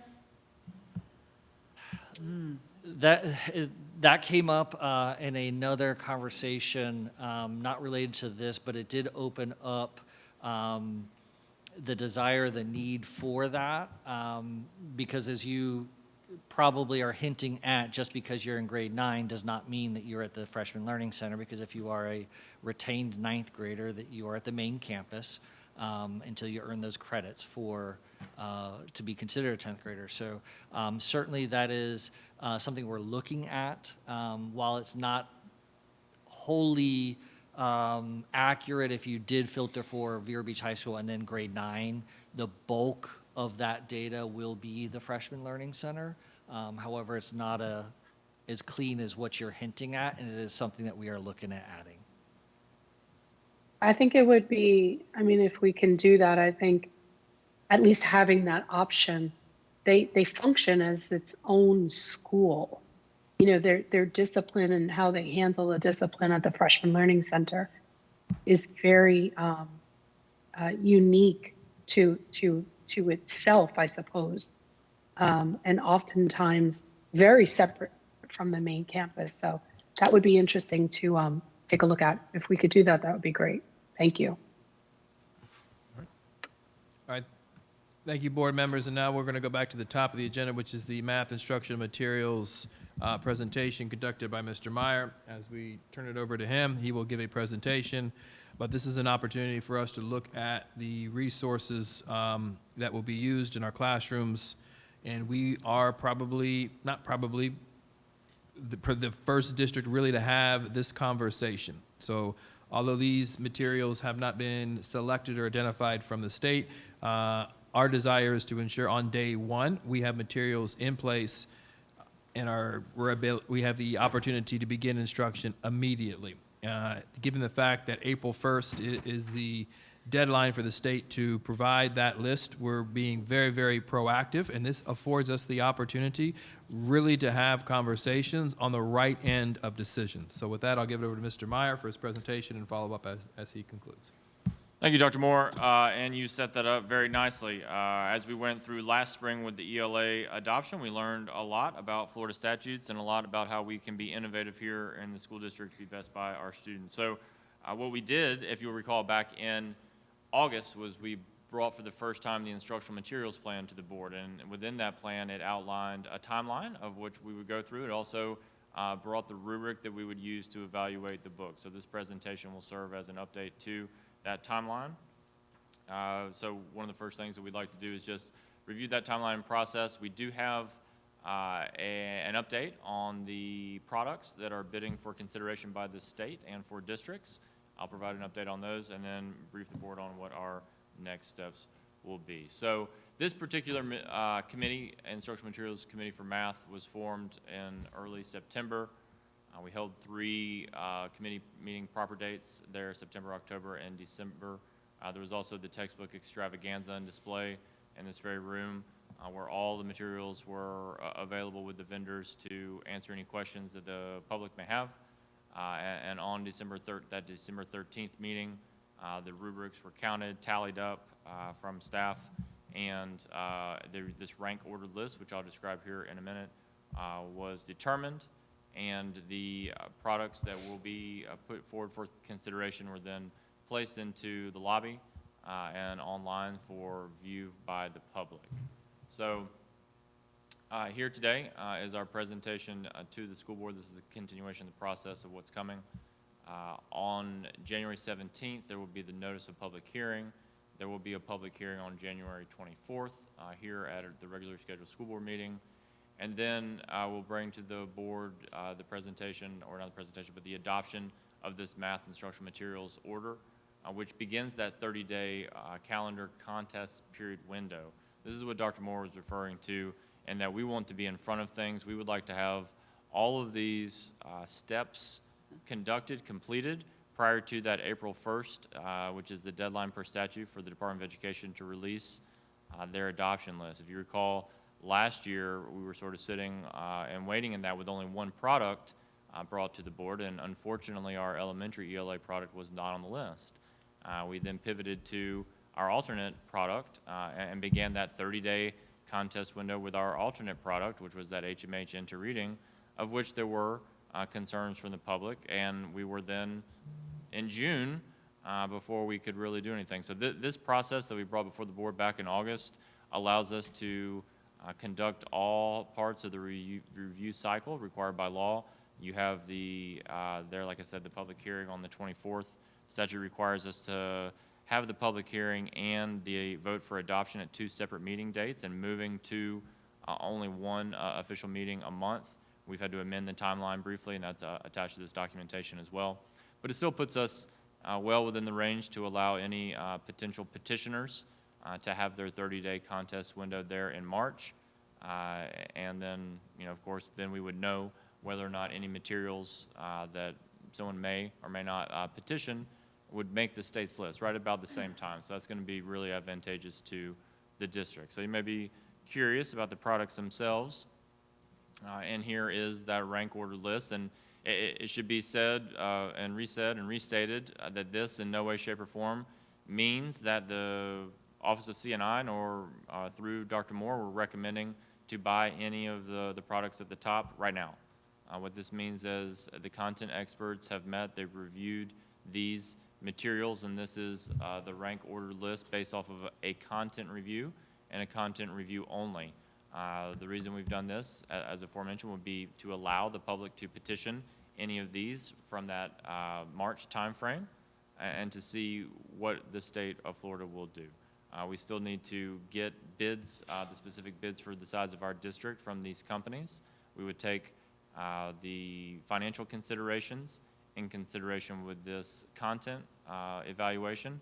And then, of course, the ultimate is the state's approval to bring to the board in April a final recommendation. So just because you may see something at the top now does not mean that that is going to be where it lands in April.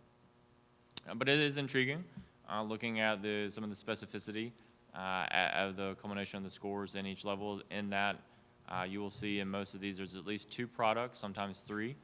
The content experts felt were comparable in their quality for students. So here in elementary, you see a close running between Savas and Big Ideas. You see a close running, a tied actually here in middle school between McGraw-Hill and Savas, with a pretty close second, I would say, there with Big Ideas and then Algebra Nation.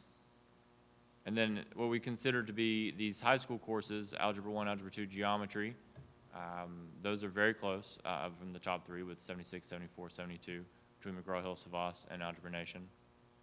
And then with our advanced, this would be your calculus, pre-calculus, statistics, things of that nature.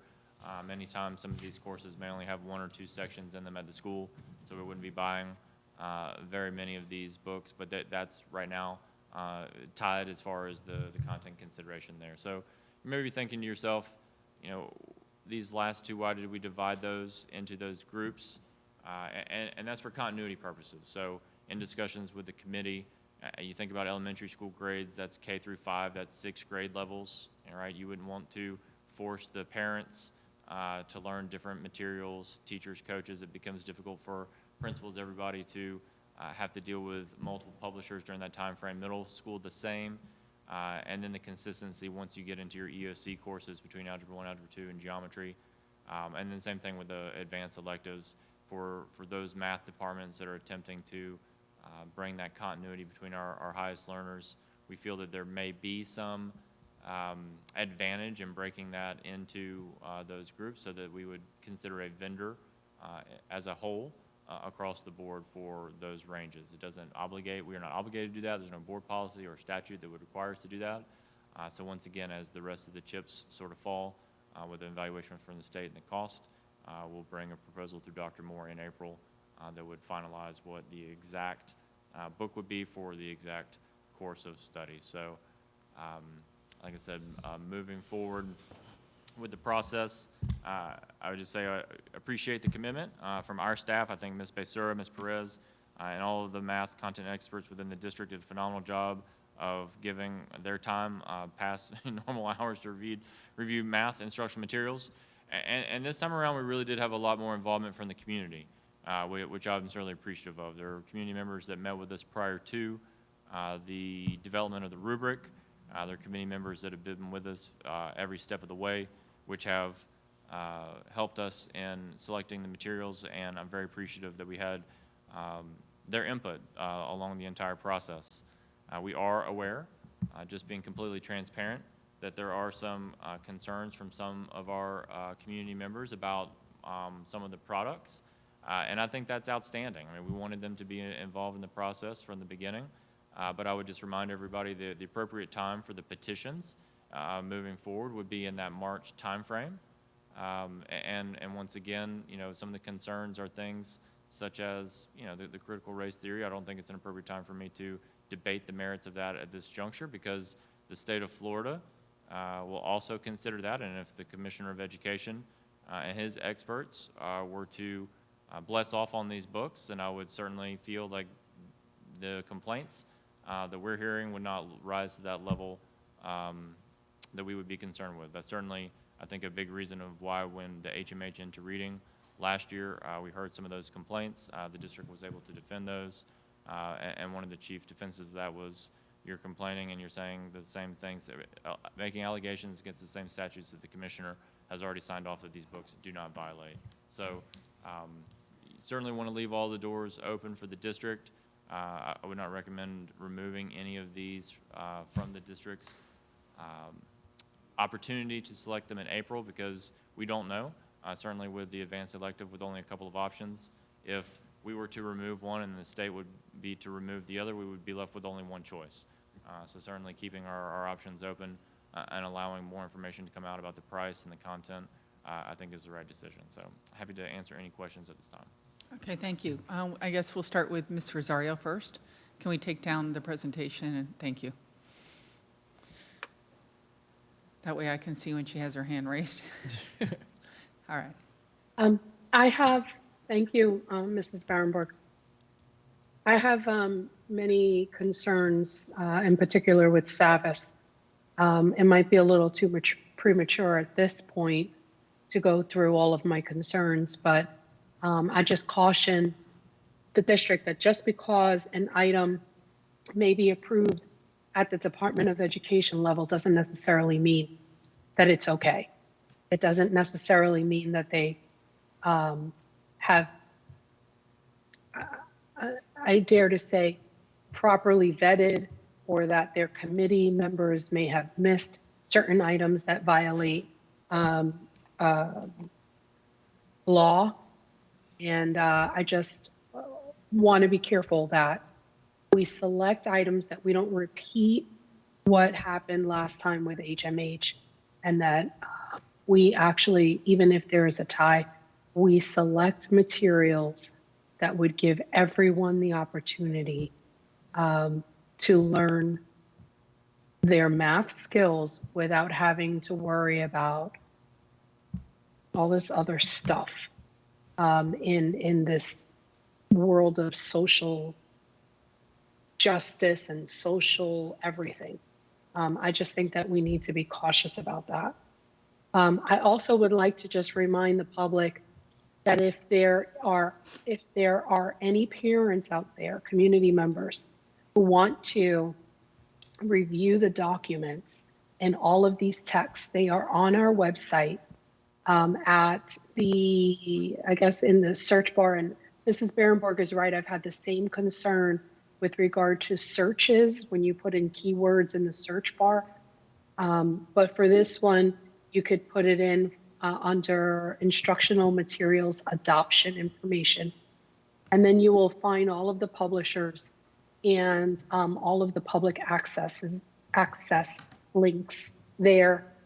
Some have a password username, some do not, some are just free access. So it is important that the community become aware of what are in the books, so that when you fill out that Appendix H form, if you have any questions, you're really aware. You're not going to just go by what someone tells you or hearsay. Look through the pages yourself. There's plenty of time now for everyone to search through these pages. Give your feedback to the board members, to all of us, because we're the ones who make that decision at the end of the day by voting these materials in or not. And we need to hear from our constituents on all levels. I don't want us to ignore everything. I also don't want us to miss the most important things. So I think at this point, I'm going to leave it right there. Thank you. Okay, thank you. Dr. Jones? I think. Thank you, Mr. Meyer and the committee and Ms. Basura. I did the science adoption in 1718. It's a lot of work. I appreciate it. And I appreciate you pushing up that timeline for us. It just is a nice place to be in January. And I hope April 1st, we will know from the DOE what's on the state adoption list if all this goes forward. We have a lot of work to do in math, a lot of work to do. And I care very deeply for those teachers who are teaching math on a daily basis. They are the ones doing the work. So I will be following up with a lot of the math teachers because, you know, the instructional delivery, the student engagement, where we are with K2, 3, 5, 6, 8, even in our algebra EOC.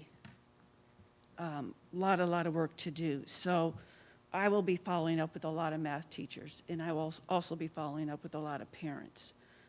I want you to do the job you are assigned to do, you and the committee. And we do take input, but again, we have to look at the day-to-day math instruction and what is the absolute best product for our students. Thank you. Dr. Ship? Nothing. Okay. Mr. Barefoot? I just say ditto to what Dr. Jones just said. Okay. The one thing I'm going to say is the public has a right to speak to the DOE and the Commissioner's office if you have a concern. And that's where, at this point in this whole process, that's the time to do it is now. Not to wait until March and do petitions to the district level. Because, you know, our governor has promised us that our materials that we adopt will not have CRT in them. And I think we need to hold them accountable for that. And the way to hold them accountable is to contact your representatives in Tallahassee. So I think that if you have a concern, now is the time to bring your specific concern to the people that are looking at this. And the specific concern meaning, when I had a specific concern in the ELA adoption, I called and asked, who's responsible for this adoption? Who's responsible for coordinating this? And I got that person. I was able to speak to that person. And I think anyone in the community has the right to do that. And I would urge you that if you have a concern, that's where you bring it up, is to the DOE. Take care of it now. Bring your specific concern as to what your concern is, because this is when the textbook publishers can remove things and change things. They can't later. They can do it now, though. They can make those adjustments for different books. Because if a book is 99% wonderful, and there's that 1% that may be a concern, you know, I have a concern about why are we throwing out a good book that has 99%? Because I think we could find something in every book that we have a concern about, if it's a personal concern.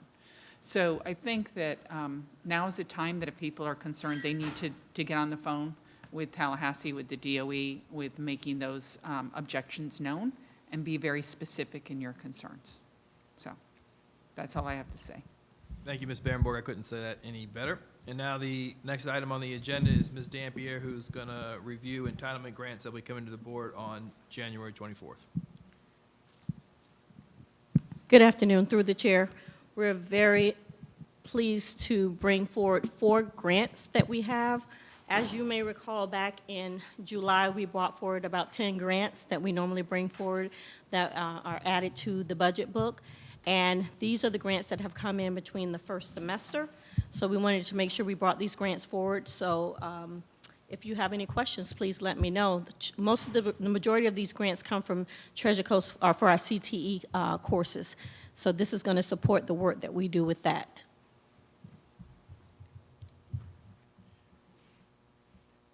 Hearing none. I will now. Oh, sorry, Dr. Jones. Sorry. Who's writing all these grants? Do we have a really good grant writer or what, you know? Usually it just would come on to people It's because. usually staff. That's what I thought. Through the chair, we have added the responsibility, Ms. Emerson, in terms of innovation, looks to identify opportunities, and as you all know, she's worth her weight in gold in terms of the innovation and creativity that she has brought and opportunities. I do think as we begin the process for next year's budget, there are opportunities to enhance that work through a line item or a single position, which is a grant writer. So we've met our strategic plans of it was 2 million, then 2.5 for this in terms of increasing grant opportunities, but we need to be more intentional in doing that. So that is a great comment. Thank you. So can I make a comment about the weight in gold comment? Yeah. For a woman, that's not much gold. Oh, But I think her weight plus yours, Dr. Moore. well, then we're financially we're really doing good. Challenging Fort Knox now. Yeah. Okay. I've got New Year's. That's another New Year's resolution. There Thank you you very go. much for noticing my weight gain. Our next item is also at the request, a update on ESSER, all ESSERs, and I'll turn it over to Mr. Fagan, Chief Financial Officer. Thank you, Dr. Moore, and through the chair to the board. Dr. Jones, to answer your question, ESSER 3 could not have been completed without the help of a young lady who works for Richard, and that's Karen Malice. She was instrumental in all 3 ESSERs, also coordinating with the charter schools, helping me keep those folks in line and getting their documentation in time for the timeline for all 3 ESSERs. So it's just a quick overview of where we are on the ESSER. As you know, there was 3 major portions, 1, 2, and 3. Our share was $3 million, $13 million, and $30 million. No changes there in the allocations for the district. Quick review, there were 3, based on 3 separate federal acts enacted in March of 20, December of 20, and then March of 21 for the last one, which is called the American Rescue Plan Act, which is where we are today. For ESSER 1, we have completed all the applications and expended all those funds. ESSER 2, we're right in the middle of it. We hope to expend all those funds by the end of this year, so we'll be a year ahead. And for ESSER 3, it ends September 24, but we plan to be done by September 23. That's just a quick little snippet of exactly what each of the ESSERs are for. They're basically all the same. It's to address any and all issues relating to the COVID had on and continues to have on elementary and secondary schools in Florida in order to improve education. ESSER 2, basically the same thing, except they took this grant and broke it up into 5 parts, 5 separate applications. Again, where Karen's help came in extensively. A lump sum advance, a balance, a piece for academic acceleration, non-enrollment, and of course technology. The non-enrollment section was about $500,000 and was stressed that if students could not be found who were in the prior year, you had to spend a significant amount of money to locate those children and get them back enrolled. We had approximately 6 that could not be located. This is the last one, ESSER 3, American Rescue Plan. This is the biggest piece. The hinge on this one, which is different from ESSER 1 and ESSER 2, is once all the applications are received and submitted to DOE, DOE has to go before the legislature and get a budget amendment approved. Something they wrote in the General Appropriations Act for this funds, and then we will approximately get 2/3 of the allocation. After that, then they have to go to the U.S. Department of Education to get the balance 1/3. The exact timing of that allocation and release of funds is currently unknown. We anticipate the 2/3 to be released prior to they getting in heavy duty into the session. We hope to have it maybe by March. The 1/3 we don't expect until the end of next year. As we discussed, ESSER 1 was approximately $3.4 million. We've already expended and collected all those funds. It was used for counselors, success coaches, technology and applications, $500,000 of charter schools, custodial supplies, and of course, indirect. All those funds were expended in the prior year. ESSER 2, that's pretty much what we're using every bit of this year, $13 million, $11 million for us, almost $2 million for charters. We've either got committed or expended approximately 95% or $12.7 million. We hope to have all of these funds expended by the end of this year. Last piece, that's ESSER 2, $13 million. Those are the 5 components, advanced lump sum. You see the pieces it was broken out between transactional teachers and indirect costs. Remedial learning we use extensively for textbooks.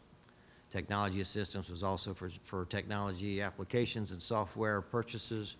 Lump sum is where we put in the counselors, more technology, additional textbooks, and of course, non-enrollment. We also were able to use the textbooks. And you say, well, Ron, how were we able to use textbooks for the non-enrollment? Well, since we only had 6 kids we couldn't find, state said if you've located all your children, you can use the funds however you see fit. So we put in for the textbooks. The key items here with the textbooks was the textbooks cost you over $3 million.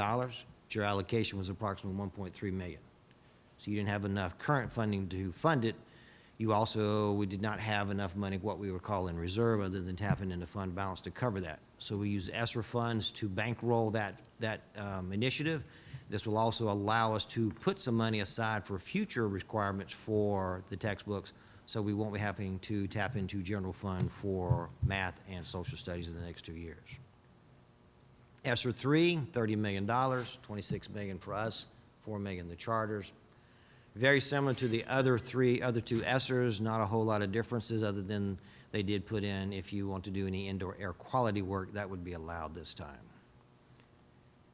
ESSER 3 is a period of 21 to 22 through 23, 24. Technically, it ends in September of 24, but we hope to have all funds expended by June of 24. As we already mentioned, 2/3 will be released whenever the legislators meet. The balance is once received from U.S. Department of Education. No word yet exactly as to when those funds will be released. That's why these funds are not critical for our ongoing operations. We do not need these funds to continue. These are for ongoing. If we get it approved, we'll utilize it. If we don't, we're okay for this year. There's the 5 components for ESSER 3. One of the requirements for the American Rescue Plan was approximately 20% had to be addressed for learning losses. That's for us as well as charter schools.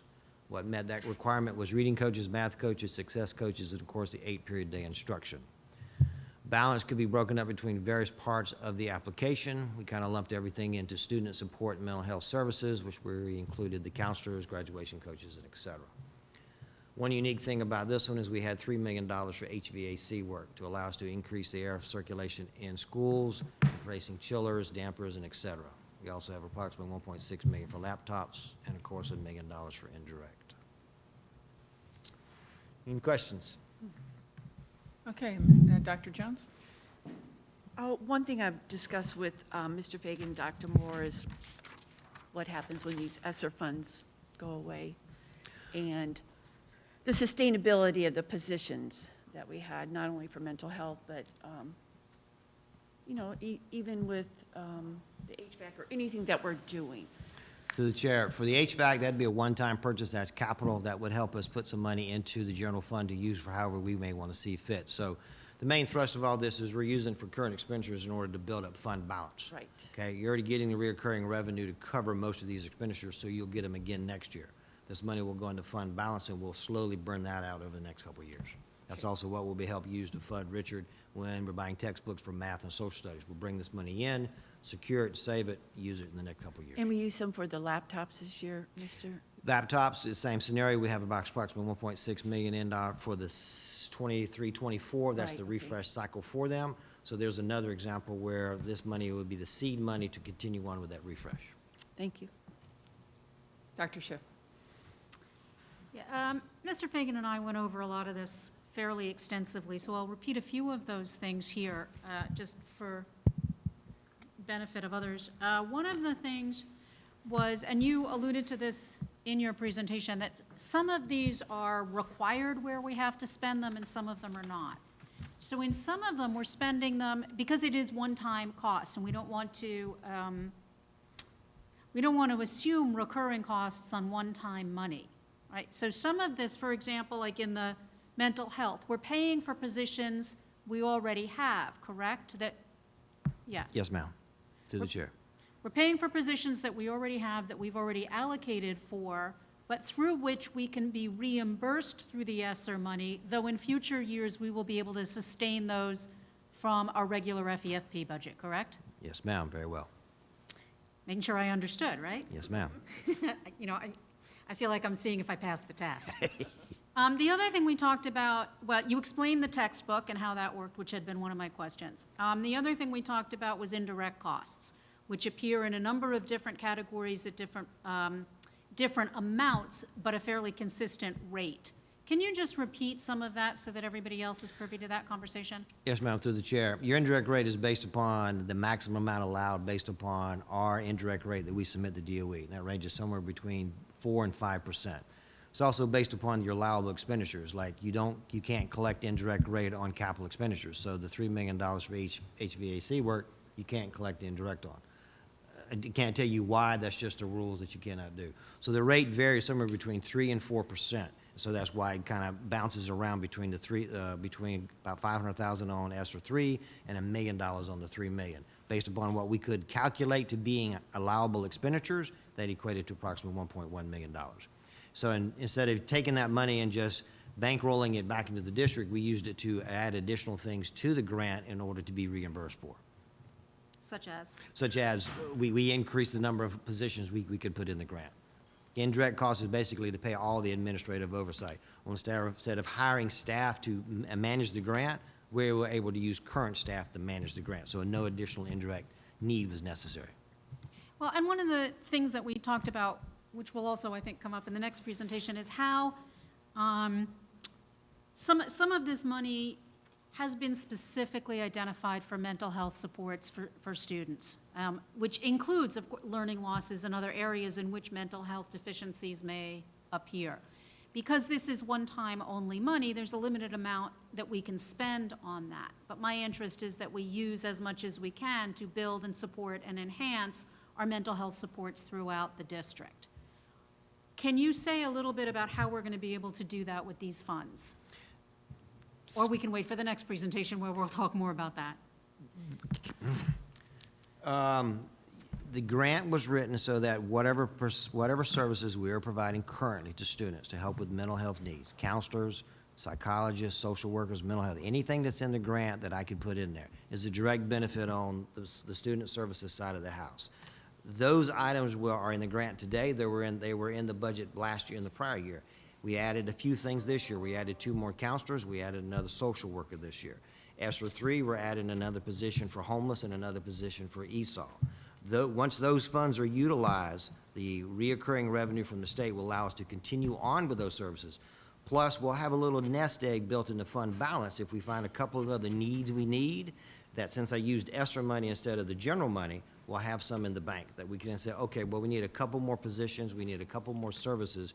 We'll have those funds that we can implement and push out. Thank you. That covers most of the things about which we talked. And if I have other questions, we'll come back. I can Yes, stop ma'am. for now. Mr. Barefoot. Well, I think it's like every business has received money from the government. And if it had to be, as you outlined here, specifically allocated a certain area, and it's already an ongoing expense of that business, which is what we have here, then to use the allocated money from the government for that and stick the rest of it away Correct. in the general fund or, for a rainy day fund where you have a lot more flexibility in how that money's spent. That's the key. Every business is, I sit on a couple of other boards, these kinds of conversations, and you're doing what obviously makes sense for the medium to longer term, should you need funds for related or other related purposes, to the extent that, you can move money around. So Yes, money's sir. fungible in the Yes. budget Want to move it to the most to a large flexible, extent, so, want to move it to the most flexible fund you have. exactly. Thank you, sir. Can I come back for a second? Or not? It's Mrs. Rosario's turn, unless it's something that he just said. Pardon me? Is it something that Mr. Barefoot just said, or can Ms. Rosario go? She can go and we'll Okay. come back. Ms. Rosario? I have similar concerns as some of the other board members that I have shared multiple times, and that is with the same idea that the sustainability over time of these positions that we've added under or with the ESSER funds, that after all is said and done in the next several years, that these positions may sunset, or that we wouldn't be able to move forward with these same positions because we can't afford them. So that's a concern of mine. I don't know, and clearly the idea that we're using ESSER funds to purchase textbooks that we were somehow deficient in is also very concerning. The purpose of the ESSER funds were intended to help keep schools open during the pandemic, help keep schools functioning, help keep schools or teachers in schools and then students in schools. At the very beginning, it was opening virtual and then making sure that everybody had laptops and Wi-Fi capability. I mean, some of those things, those were important for the ESSER funds to be used with ESSER funds because that's what the purpose was. But some of these other things that have been added are worrisome. I worry about where we are going. I'm not saying that math coaches or success coaches or reading coaches are not important. They are. Counselors are important, graduation coaches, dropout prevention. Those are all important, but to be sustained over time with the funding that we would receive outside of the ESSER funding, what would happen then? What will happen after 2024, for example? Do those positions sunset? Through the chair, no, ma'am. In order to, there will be none of your concerns. There are no substantiability because the funds that we're basically using ESSER for are for our position. Let's use an example, guidance counselors. Prior year, they were funded by general fund. We moved them to ESSER. So I moved the funds that were used out of general fund to fund the counselors. I now basically put in the savings account. They're sitting in general fund. That's why you have a $24 million fund balance at the beginning of this year. At the end of this year, you should have a slight increase in fund balance again, and then going in the next year's budget, the revenue from the state and the ESSER fund will allow us to continue into 2022, 23, and then we'll have a little bit higher fund balance at the end of that year. That will allow us to continue that sustainability in the years. So there are no positions in which we don't have recurring funds for. As Mr. Fagan just said to Mr. Barefoot, we're putting it in a flexible account so we can have the maximum level of flexibility to spend based on the needs of kids. So the creating a scenario in which we're concerned about funding positions is not at all accurate. We have, every position is aligned to recurring funds. Okay. So what happens then in the future if we don't know where the, worst case scenario, there's another shutdown? Worst case scenario. If these funds are placed in our general fund, how are we identifying? Is there a separate category? How, so that we don't touch certain funds in case of this emergency that may come down the pike? I mean, I don't understand how that works. Through the chair, if you recall, when the pandemic originally hit, there was concern regarding the FTE that the district was going to report because students just kind of vaporized. You had several districts that lost 5, 6, 7, 10,000 students. They were just gone. State held us harmless. They came in and said, okay, we budgeted it. They have funds in reserve. We're going to hold you harmless on your FTE. You'll get a gain if you had an increase, but if you lost students, we're going to keep you whole. Now, I can't predict that's exactly what will happen into the future, but I would have to look back to the government, back to the federal government, that if another incident were to happen, there would be some safety nets that they already have, because I'm not mistaken, they have about $500 million that was put in reserve for this year in case the same thing kind of sort of happened, okay? Plus our fund balance that we're going to be putting away. Now, if you had a major hit to our FTE, you had a major event that you did have a dip, well, then yes, naturally, you may have some budget reductions. But building up the fund balance will help soften that blow over the future. Can't predict everything, but it's not like you're spending every dollar today to where next year you're dependent 100% on your reoccurring revenue, but you had things that sunsetted. We're going to have a little bit of a safety net there to guide us through the next couple of years. And just to add, because I feel like I want to defend Mr. Fagan's leadership, we set a budget on an annual basis. So as we go into the upcoming year, it's clearly defined what revenue is covering which particular expenses. So we don't expend a dollar until we know where that dollar is coming from. It's not funding and hoping, it's funding with every level of assurance we are, in fact, in a good place. This is a district under Mr. Fagan's leadership that its financial rating has improved. That doesn't happen without solid fiscal management. So where this district is now because of the pandemic and because of our ability to navigate public dollars with as much flexibility as possible, what we have done, and I've said this to, in a number of times, we've been able to right-size the district. We've been able to create a financial plan that allows for refresh of technology. If you're not refreshing your technology every 5 years, as the district was not doing, you don't have technology. If you're not securing over the course of time, the state does not give you enough money or enough funds for the appropriate resources to teach children, textbooks and all of the resources that come with them, so teachers can make their lives, as complex as their lives are, as easy as possible with the absolute best, curriculum. We're now able to do that. So we're using this in a way that's really going to ensure over the course of time, we're building and sustaining a district with a positive flow of cash versus moving from being reactionary to what is broken or what we don't have funds for. So this is an exciting time for us as a school district where we're going to have options and decisions and discussions in the coming months and years about what we are securing to innovate instruction for our students. Thank you. My last statement is one that I've shared with Dr. Moore and Mr. Fagan.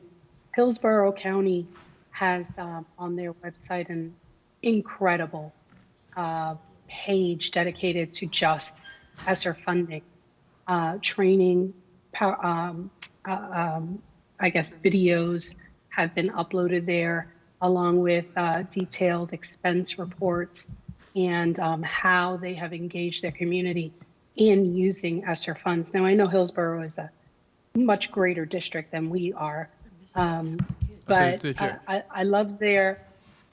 They're just a I love larger their- district. They're not a greater district.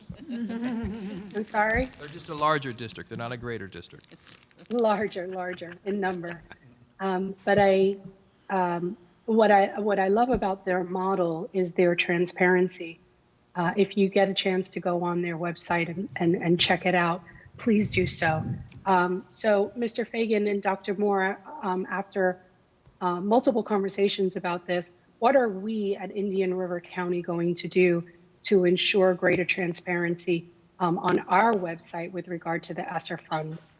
Through the chair, we have two things. One, we're looking at that website to see if we can mimic some of their items. There's a lot more moving parts on theirs versus ours.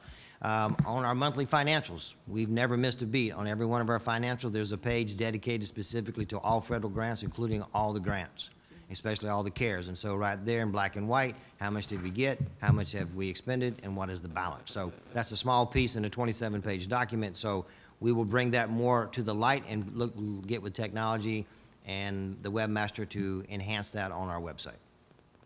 Great, thank you. Yes, Mr. Barefoot. Just to reinforce this conversation, these are restricted funds coming in for a specific use from the government, replacing what previously had been funded out of normal revenue.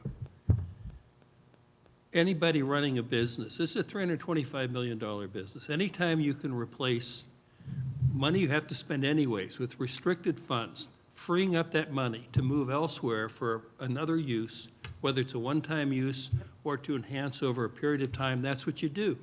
That's business 101. That's what we're talking about here. This does not require a whole lot of conversation as far as I'm concerned. You're running a business, you're doing what you're supposed to do, and you're providing flexibility down the road should you need to spend money that otherwise you might not have because you're putting it away. Think of it as restricted funding coming in and it replaces what you would pay for anyway. And if you're really good at it, you will end up putting away a lot more than you will need to spend down the road, so you're constantly going to be able to build on that general fund balance, which you've done a very good job of doing for the Thanks, last sir. couple of years. Thank you, Mr. Fagan. Yes, sir. So I have a couple of comments. One is I appreciate you very much because I think part of the reason why you're getting this question over and over again, and I wrote down the same question because I know I discussed it with you earlier about when you fund positions, how do you maintain that over years? And I think the reason why 3 of the board members especially were concerned about it is because we went through it before.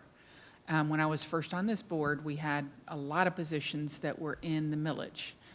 Dr. Schiff, you understand. So we were concerned because if we didn't get the millage back under the referendum, then we had, I think it was 15 people that were going to not have a position, and they were critical positions. So that's, I think, the reason why this concern is there. So first of all, thank you, because I liken it to if you have a car loan that's a low-interest car loan, and you have a high-interest credit card, which one do you want to pay off first? And I think, you know, anyone understands that you want to pay off your high-interest loan first so that you can save money in the long run. So we're looking at the long run here, which I appreciate because I don't think we have done that so much in the past. The other thing I want to say about that is, having been a principal, when you have teachers that will complain in a faculty meeting that you didn't pay for something or buy something that they really, really need, and you try to show them your budget, I actually would project my budget and show them, hey, I can't because there's no money in that particular bucket. When you explain school finance to someone that really doesn't understand school finance, and they don't understand why you can't pay for something, and then they see there's nothing in the bucket, they say, well, just move the money from one bucket to another. Well, there are rules on these buckets. Right. So we appreciate the fact that you know the rules to the buckets, and that by using the ESSER bucket money, we can now free up other money to go into different buckets that maybe needed the money but didn't have it in the bucket before. So thank you for filling the buckets, basically. And that's all I have. Excuse me, I just wanted to follow up on one thing. This was from before, and you explained it to me privately, and the way these monies that are federally allocated then pass through the state before they get to us, there's a process by which that happened, and particularly in ESSER 3, which we're still waiting for. You have on the slide about the legislative budget amendment is required, and when it's complete, 2/3 of the allocation will be released and such. And we had a conversation about how that was going to happen and how the applications had to be made. So as of now, our application for ESSER 3 has been made to the state, right? To the chair, yes, ma'am. Once all of those allocations are put in by each of the districts, then it will go to the legislature for a budget amendment, after which then 2/3 of those funds will be released to us, and then at some point following that, we'll get the remaining 1/3, but we don't know any of that time frame or when any of that is going to happen, correct? To the chair, yes, ma'am. Thank you.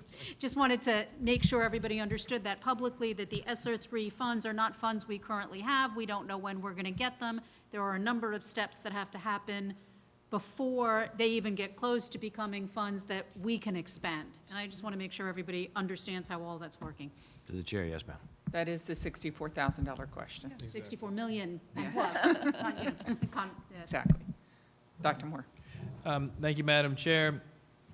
The next is an update from the crisis management presentation, and let me just set this up this way. This is an item, a great item that Dr. Schiff brought the Tuesday prior to the break. And one of the practices that we do as a leadership team is we, at the end of each board meeting, is debrief where can we improve, what do we have coming down the pipe. And I really wanted to ensure as I started this meeting that we're keeping the main thing, that we as a board and senior staff and superintendent are talking about the most important thing, the care for our children and teaching and learning for our children. So I pushed really hard to get this presentation on the docket for today. In keeping in mind, we had 3 days until the end of the break, and then we also, and then we came back last week, and we already had professional development scheduled. So I put a big burden on staff to meet this timeline. And I want to thank them for meeting a very quick turnaround. It may be, 4 weeks since we've last met, but the reality is we have been off for 2 weeks, and we had to close schools, and 2 of the first 3 days last week were actually development, which is being conducted by a number of the individuals who are presenting today. So I don't think this is going to capture all of the initial requests, but I think it is a large chunk of it. But we wanted to provide some of the mental health, social, emotional support that we are providing students as quickly as possible to the board, and then we'll listen, take any feedback, and then follow up as need be. So I think we're going to start with Ms. Dampier, and she'll set it up, and then we'll go through the presentation. And once again, thank you for staff putting this together so quickly. Through the chair, thank you so much. We're so pleased to be able to offer, to present today about the supports that we have for health, safety, and well-being for our students and staff within the school district of Indian River County. Today, we're going to have three sections of the presentation. The first one will be school safety, and we have Mr. Teskey here who will begin with school safety, and then for that particular section, follow up with Dr. Lewis that will complete that section, talking about the school safety that we have on behalf of student services and the supports we provide there. Next, mental health. Dr. Lewis will do an overview of the mental health services that we provide for our students, as well as the last section, which is student success. We were asked to provide how are we ensuring that our students are ready for graduation, and I will lead that section. And then afterwards, we will have a session for question and answers. So without further ado, I'm going to turn it over to Mr. Teskey. Happy New Year, everyone. Board members, Dr. Moore. So normally we cover these topics in our closed safety sessions that usually have occurred in August and September. Forgive me if I'm a little vague with some of my answers, because I do have to keep confidential security and safety in mind, as this is a public meeting. So I will do my best to answer your questions as I can, and if not, I will follow up with you all afterwards if you have a specific question that I didn't address. Just starting the big picture, the emergency management plan. We've had a plan in place here since 2013. Unfortunately, the aftermath of Sandy Hook forced many districts to react differently. Indian River County School District has been proactive since then with an emergency management plan in place. And as you can see, crisis response was one of the main factors within that emergency management plan that we developed. Prevention, preparedness, crisis response, the recovery planning, and then training. The last revision to this plan was in July of 2018, occurring after MSD Parkland, where, as we all have lived through, Senate Bill 7026 and 7030 has created good changes for school districts around the state of Florida.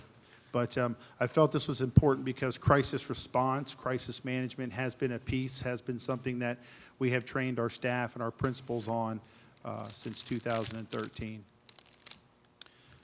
This is just a refresher slide for everyone that we have trained all the way down to the lowest level within our staff, schools, and facilities, from custodians to bus drivers, all the way up to principals, directors, and cabinet members. We train on annually to meet safety needs with our code drills. These documents are displayed in our classrooms and are accessible for teachers and staff to use. There is an annual training requirement that's involved for all teachers and staff. We do online module training as well as hands-on movement trainings with our drills with our staff. And this all ties into the emergency management plan, which is a confidential document that we have referenced during our closed session meetings with the board each year. So I wanted to share with everyone the professional development that the security department offers to the employees of the school district of Indian River County. We offer trainings and drills and professional development on general security awareness, how to recognize and scan perimeters and report suspicious persons and activities, behavioral detection for our school bus drivers. As we mentioned back in August and September, TSA has deemed school buses a very vulnerable and soft target. It has been a priority and a focus for us for the past 3 years. We've completed 3 levels of TSA training with Mrs. Idolette and her wonderful staff. We're developing a baseline of student behavior, moods, and appearance and attendance, things that would trigger an employee to try and report and assist and offer services to a student, detecting proper notifications when these changes occur. Main focus this past year has been reunification procedures with law enforcement, working alongside the Sheriff's Department and our city municipality police departments to plan and modify our reunification protocol drills. These change every year based upon threats and locations, but we do offer training for our schools on reunification procedures. You all have also taken part in active shooter awareness, active assailant, active shooter, your online trainings with the Vector Safe Schools modules.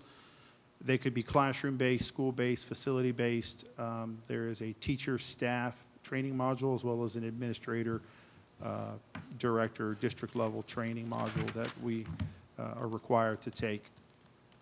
SATA, which is our security enhancements through assessments. This is basically teaching teachers and staff, principals, key personnel, what to look for on a walkthrough, a campus tour, a visit, how to read and develop a risk assessment, what is vulnerable on my campus, what is a strength, what is a vulnerability, and then tying it all together with an after-action review report. These are confidential documents, confidential assessments, and only shared with district staff and law enforcement. All of this tying into the Florida School Safety Assessment Tool, which was submitted each year that you have been briefed on at that time for the Office of Safe Schools, identifying initiatives and directives, receiving feedback from the board that was incorporated into that document. So that's a recap of just some of the professional development that the security department can offer our staff. We also have held town hall meetings, or we can attend meetings, PTA meetings, school advisory meetings. We can attend that upon request from principals if they have a parent base who is interested in something specific. Looking back to 2018, we were required under Senate bill language to have an outside agency come in and do an audit inspection of our safety practices and protocols, reviewing our crisis response and crisis management protocols. We contracted with Safe Havens International, and in 2018, they conducted a physical security assessment of our 23 public schools. Charter schools contracted separately on their own. The purpose of the assessment was to identify opportunities to improve physical safety and security at each school across the district. They also did look at district facilities as well, too. The district used this information to enhance the annual school hardening grant application that was due. We took their feedback and have actually completed some projects that were put into that plan of action. There was an on-site evaluation and an off-site evaluation that Safe Havens conducted. And if you'll focus to the top portion of this slide, I just want to reiterate the purpose is they did look at prevention and mitigation and preparedness, dealing with crisis and crisis response. They did review our emergency operation plan, which we reference and call the EMP, which dealt with a crisis plan and a safety plan. It was in place. Safe Havens reviewed any documents relating to safety and emergency preparedness that would be given to staff or teachers. They reviewed guides and procedures and manuals that related to student threat evaluation, as well as bullying and suicide prevention. They reviewed our policies, written policies on student behavior, which would be our student code of conduct. They reviewed our student disciplinary action plan. They looked at data, crime statistics they received from local law enforcement agencies. And then they looked at results of school and district surveys, which included school safety for students and parents. They were looking for trends from students, staff, and parents, things that we may have missed. So the off-site evaluation actually occurred off campus. That occurred before, during, and after the evaluation itself. It took them a lot of time to complete that. It wasn't a 1 or 2 day event. They conducted a district level assessment in addition to site visits, where they specifically looked at and interviewed key district personnel, local emergency management, and public safety agencies to gain a better understanding of any safeties or concerns. So they wanted to see if the school district was reporting above. Were they working with law enforcement? Were they working with the Emergency Operations Center? Have they referenced FEMA? Was there a trail of certifications, testings for staff in the event of something catastrophic happening? They look for preparedness in emergency situations, the public safety response capabilities of the district, how we communicate with law enforcement and each other, what technologies we were using, looking at our camera systems and our access control systems. They interviewed law enforcement for the school resource officer program, where we staffed properly before hours and after hours events, during athletic events. Did we exercise our drill programs? Did we practice our drills? Did we receive feedback? How do we train staff for safety, security? What training programs were available?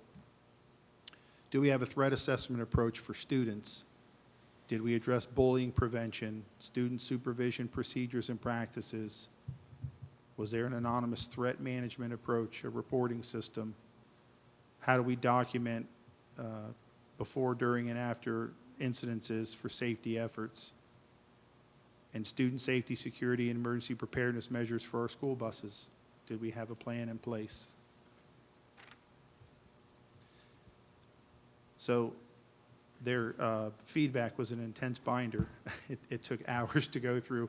I've summarized it as best I can to not, reveal any sensitive information. But this was their conclusion. Although we have identified a number of opportunities for improvement, our analysts were highly impressed with many of the measures that were implemented by the School District of Indian River County.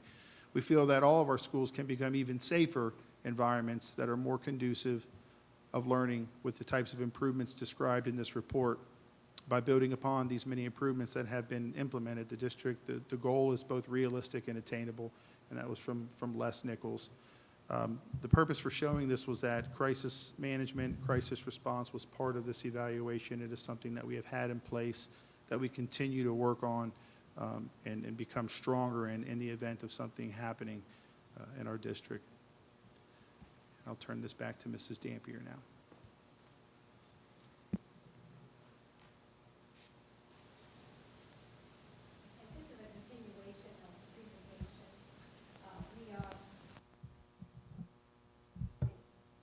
This is a continuation of the presentation, looking over the school safety measures that we have in place. In terms of our incident reporting, we have a state system that those incidents are reported, and that is our School Environmental Safety Incident Reporting System, which is a incident-based system. And this encompasses when we have situations that arise, in which I'll read from here. Threat and intimidation are defined by assessor as an incident where there was no physical contact between the offender and victim, but the victim felt that physical harm could have occurred based on verbal or nonverbal communication by the offender. And then it gets into, it includes nonverbal threats, which involve, for example, brandishing a weapon, and verbal threats of physical harm, which are made in person, electronically, or through any other means. And this covers our multidisciplinary threat assessment team, which is across the entire school district. We have that in place. We have team members that are part of this team, including school psychologist, school administrator, even our law enforcement, school counselor, that makes up that team. And also in terms of just looking at our problem-solving measures, threat assessment is, again, it's a problem-solving approach to violence prevention that involves assessment and intervention with students who have threatened violence. And then we have threat assessment. Again, we're ensuring that we are being attentive and ensuring that our students are safe. So in these situations, we are always in tune to even reports that come outside of our school district. We want to make sure that students are safe. And just want to make sure you know that all of these things that we have in terms of our school safety efforts are very imperative in terms of our crisis intervention team supports. We have that as a school-based on a school-based level as well as a district crisis level. And so each school has its own crisis intervention team that is district-wide.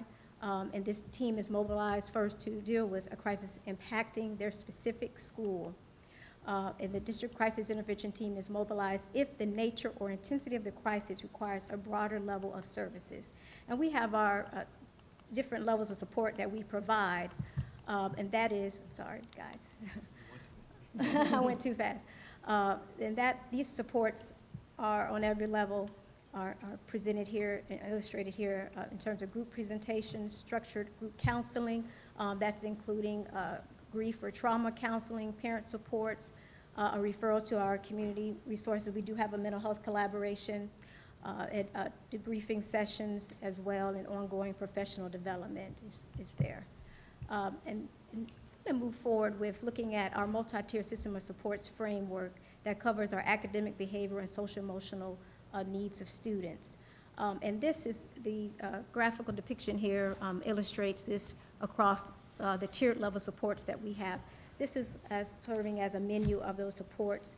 And as you could see indicated here, for example, we have instruction, social emotional learning instruction that is in place in terms of our mental health supports as well on that tier 1 level. And as we move forward into tier 2, which is more supplemental supports, for example, we're providing, example, small group instruction and counseling supports. And then as we rise up, we have that intensive level on the tier 3 level, which may require more community-based level supports. I want to bring to your attention here that we have prevention intervention specialists as well as district lead school counselors that were added. And I want to highlight the district lead school counselors. We have 2 that are supporting the all school counselors across the district and providing the professional development, coaching, and so on. And our prevention intervention specialists have also a special role in terms of making sure we are implementing part of that framework of positive behavior interventions and supports framework. And that involves monthly coaching, training, supports, progress monitoring as well, and looking at that data. And also our prevention intervention specialists are helping us with ensuring that we are supporting our Aspire classrooms. Also training provided for SEL and restorative practices, and as you see illustrated, providing individual coaching, modeling, et cetera. And our psychological services team, definitely part of our crisis intervention supports. We have school psychologists that are providing evaluations, psychoeducational evaluations, individual coaching, multi-tiered system of supports framework.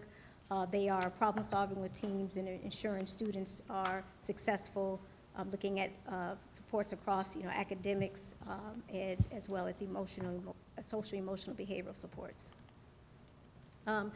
Looking at our social emotional learning programming, we have implementing Sanford Harmony on an elementary level, beginning pre-K through 5th grade.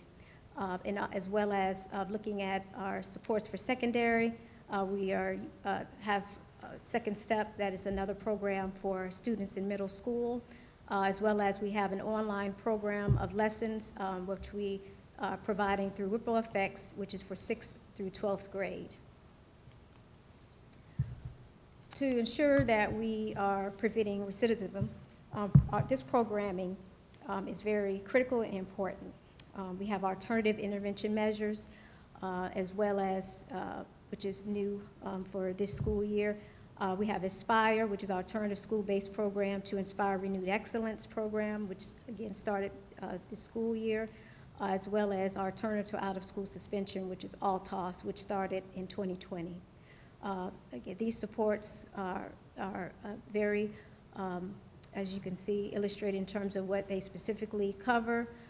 We're always looking at early warning systems and students under the alternative intervention measures area, looking at academics, discipline, and behavior, and problem solving around students that are at risk for, in terms of being unsuccessful academically. We want to make sure those students are identified and we're problem solving around those students.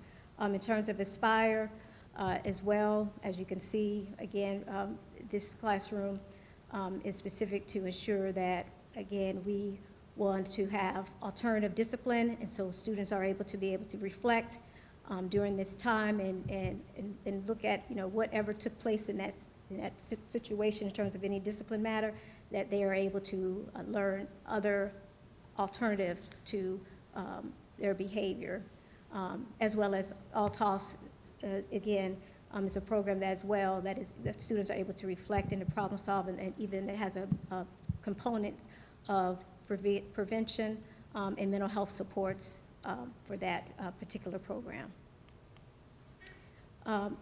All of this, when we're looking at our district strategic plan, our goal, those programs that were highlighted have an impact on our out-of-school suspension numbers.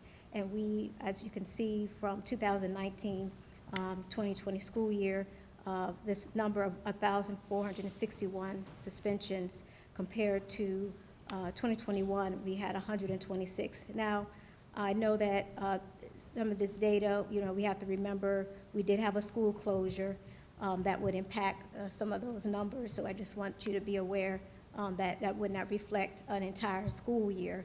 But at this point, for 2021, 2022, this is where we are at this point of 151 to date. So looking at our annual target, we're of 365.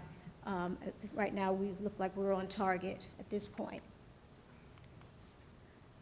Moving forward with our mental health, I'm just going to move kind of quickly. I know I had my 10 minutes. I don't want to go over.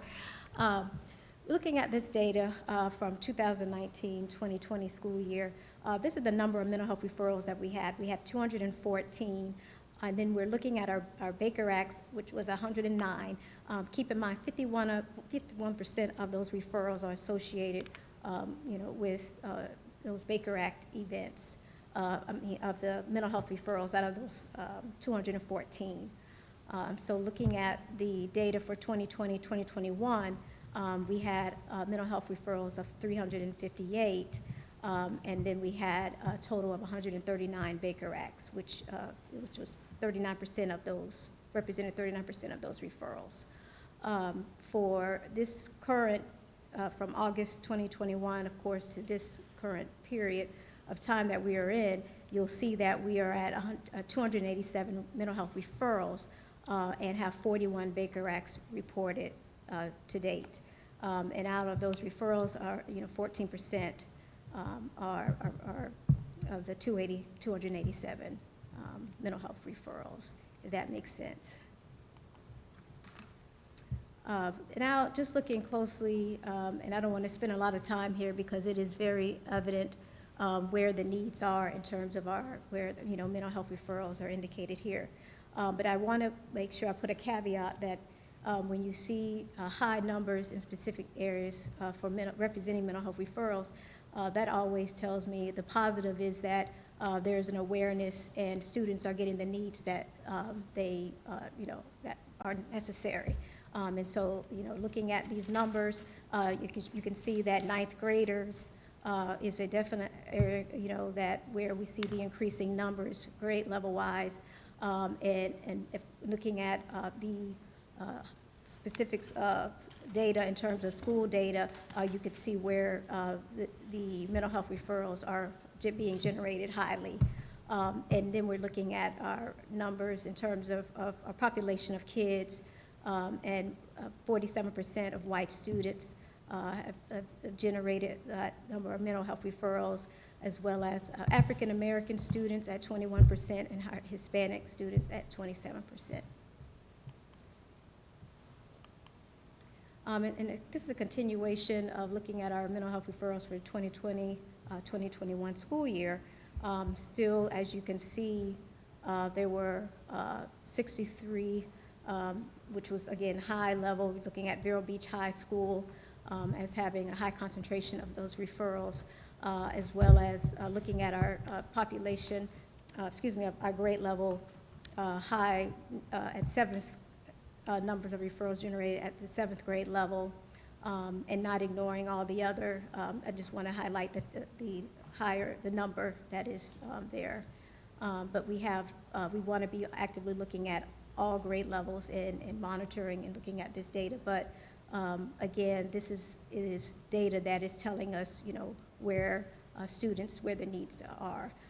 In terms of race as well, just as I had reflected, 48% of our white students are generated the mental health referrals, as well as our African American at 26% and Hispanic students at 17%. In terms of our Baker Acts for the 2020-2021 school year, again, as you would see, it reflected the breakdown of our schools and where those Baker Act events were generated.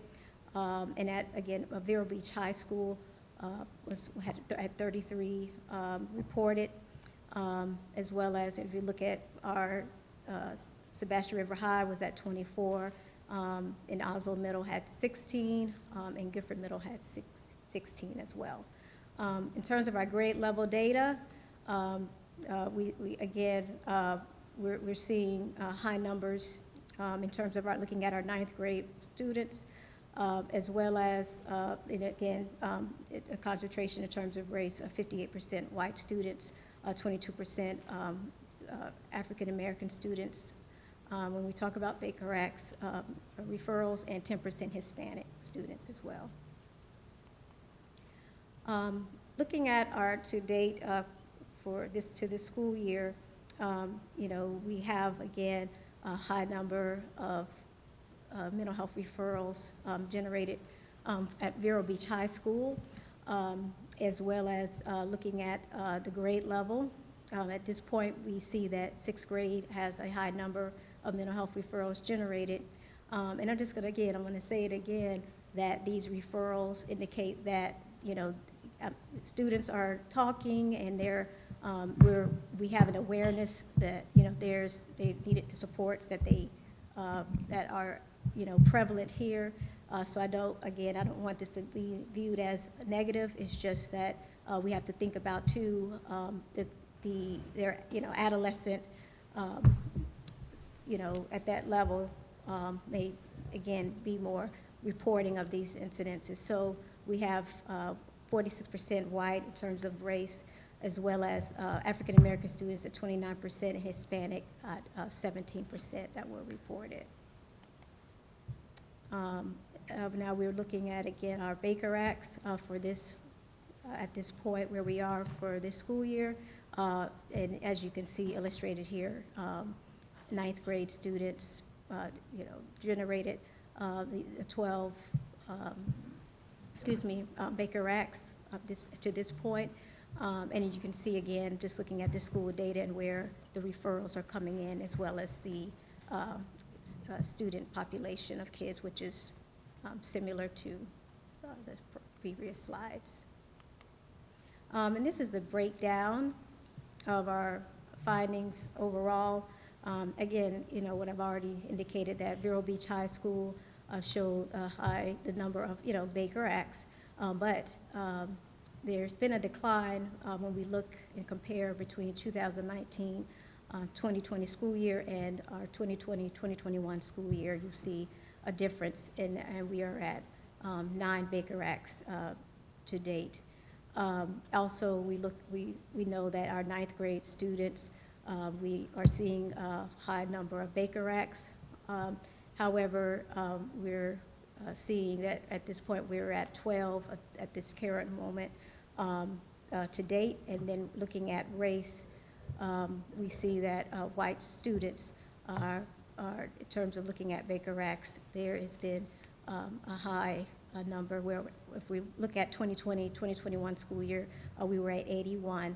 And, I just want to say that some of this data, looking at 2019-2020, it was a year where we had that school closure. And so it does not represent, a total number of all.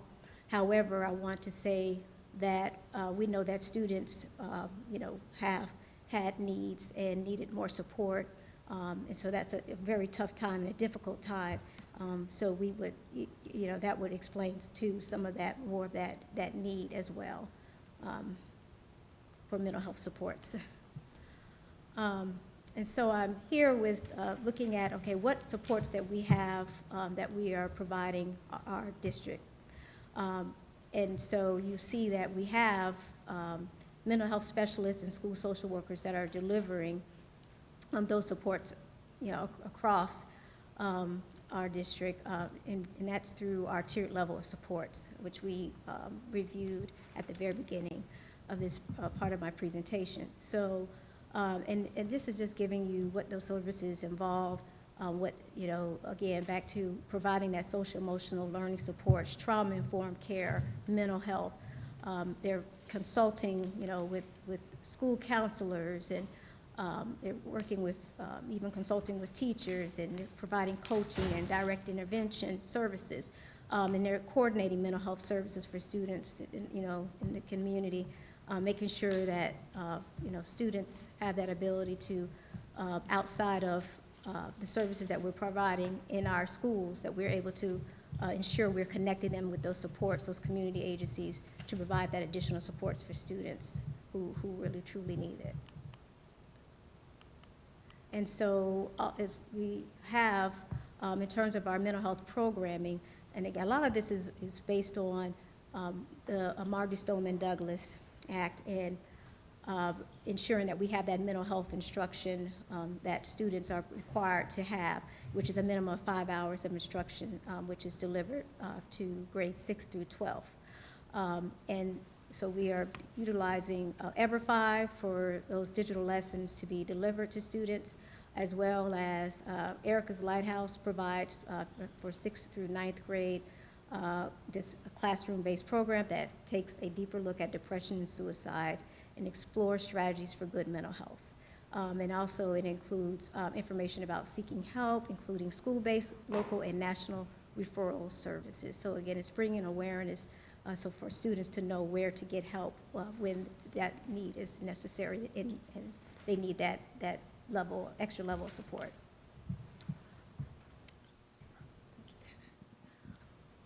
Also to add with that, along with that, with the mental health, when we're looking at the data, we're constantly looking at the data and making data-driven decisions. We just had Mrs. Bass before the break looked at the data and made some adjustments to our mental health staff and where they're providing additional support. So some of the days were increased at some schools based on the need, and some schools it was reduced based on the need, based on the data. And so we're constantly looking at that data, making those data-driven decisions to provide support for the mental health. So just wanted to make sure that you were aware of that. Secondly, we were charged with just providing an overview of student success. Our number one priority is to make sure our students are ready for graduation, and we're not going to wait until 11th and 12th grade to be concerned about them graduating. Of course, it starts at kindergarten, but when they enter high school, we want to make sure there's consistent monitoring of that, and so we've just fine-tuned a couple of areas that we needed to do. But with that, we were asked about the credits, how many students who are not on track, who do not have the number of credits, which are the 24 credits. And at Sebastian River High School, at this point in time, we have 52 students. And at Vero Beach High School, we have 90. This is not uncommon. We went back and looked at our previous data, which is a part of our progress monitoring. We used to do it, and Dr. McMahon talked about the paper and pencil and all of that. Now that we have Power BI, we were able to go look and compare to where our students were, the numbers last year, and this is just where they were at that point, a lot of students. And we're providing opportunities through Edgenuity for some of these kids to, participate during school, before school, after school, to make up these course recovery opportunities. Those students who have less than a 2.0, again, these students have been identified, the graduation coaches as well as our school counselors. They have a list, especially now through Power BI. They used to do it hand by hand, but through Power BI, that identifies the total number of students that we have at each school who are not on track based on they have less than a 2.0. So our school counselors, our graduation coaches, they're working feverishly with these kids, one-on-one, some of them, and working with the teachers as well as working with the parents to make sure that these students are on track to graduate by, pretty much it's been sometimes even up until May where some of these kids are on the list to graduate. So again, these numbers, again, are not uncommon because I've already checked with Dr. McMahon because compared to last year and the previous year, this is where we were last year. But I believe that next year with some of these tracking practices that we have in place for next year, we're going to see a reduction in this. Some of the tracking of student progress as a school and as a district, we utilize 2 new dashboards, and Dr. McMahon went over these 2 dashboards. We used the early warning systems, which really focuses on absences, suspensions. Every school team has access to this data. They look at this data and they problem solve around this early warning system data, as well as our graduation monitoring, which is done by graduation coaches and our school counselors. They're looking at this data. They've also given us feedback on how we can improve on the dashboards to meet their needs. And this information is constantly being monitored through our school teams. Sure, can we do better? Yes. We've had conversations with the principals, and we have a plan in place to have that improved for starting this month. Also, we want to make sure our parents and our students have access to be able to track and be self-reliant to look at some of where they're at through focus. They can look at this and see whether or not they're on track for credits, what courses, whether or not they've met the concordant score for reading and math. If they're a level 1 and level 2, it tells them how many credits they're shy.